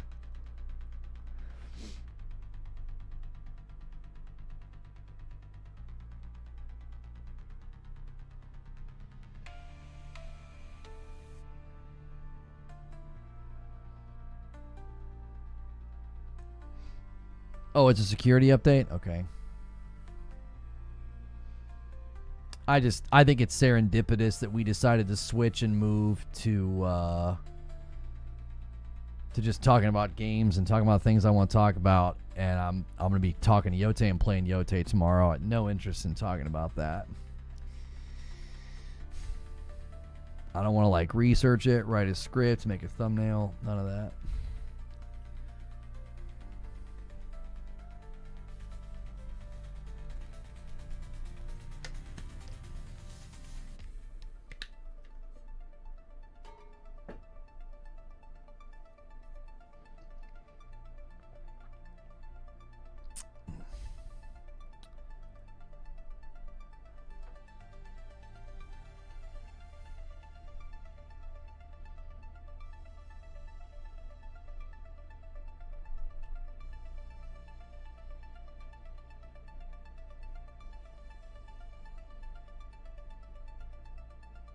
Was a great show. Had to miss half, but going to go back to the VOD. Well, thank you. I appreciate that.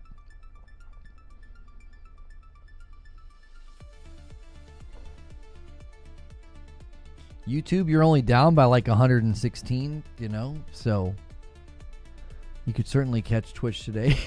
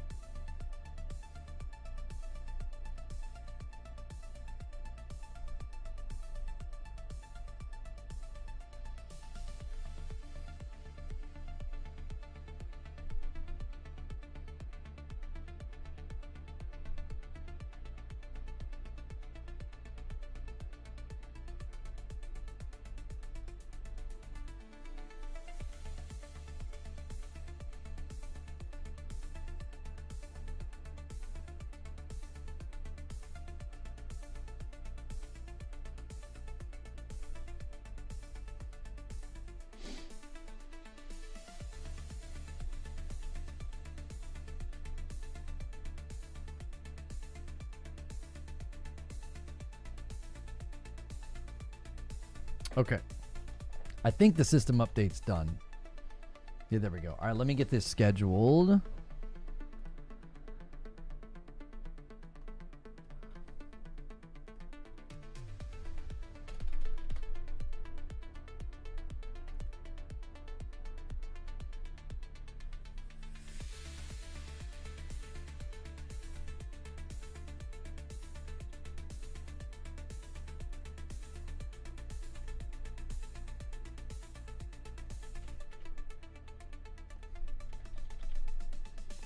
Depending on how this goes, we may end up setting this to public. We'll see. I may set this to public after. So if it goes well, I'll set it to, I'll set it to public. I need to get like the intro and everything right, and it needs to, needs to be successful. If I completely fumble or die, which I don't see myself doing that. I've got it down pretty good.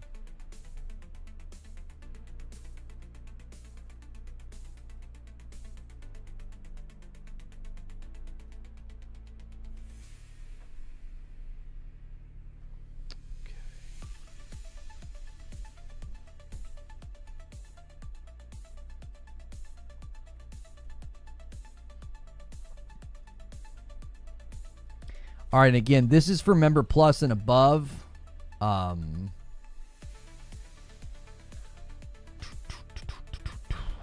Purple, you brought the support today.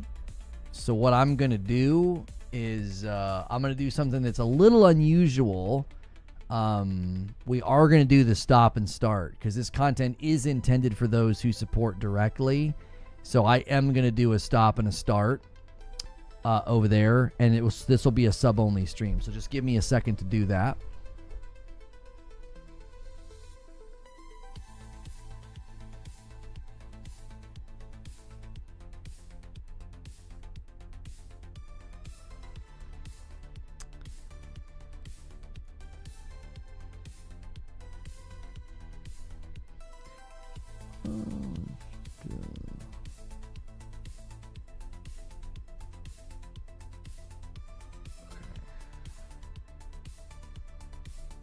Yo, Googly, just started playing Yotei. Looks amazing on my Pro. Thank you for the super chat, Googly. I appreciate that.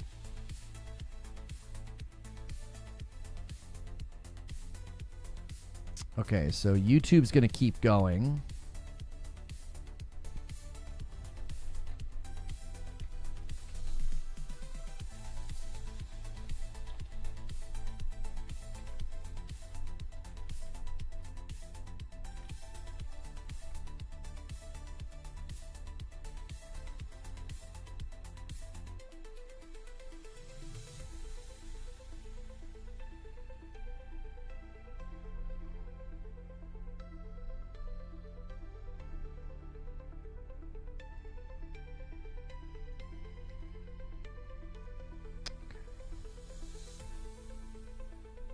All right, so if you're watching this later on Twitch, this is a sub-only thing, a member-only thing that I'm doing for those who support directly. So you Prime sub, gifted sub, any kind of sub on Twitch, you can watch this, okay? I'd encourage you to, upgrade, pick up your own sub, help us get those sub points so that way we can get that better split with Twitch. So thank you to those that have been adding to that, and thanks for those who took part in the Valorant thing.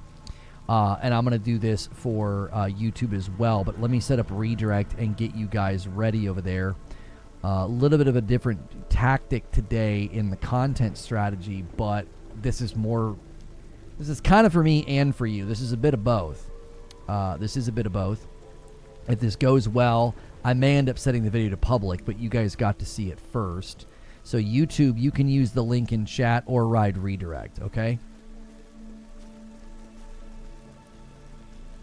Thank you so much for checking out this video. If you are watching this video and it is indeed a public video, that is because it went well, and it is a returnal weapon leveling guide. If you get to the point where you're trying to level perks and it's frustrating you, a lot of people recommend Tower of Sisyphus. I actually am going to show you a grind that gets you through Biome 4 right to 6.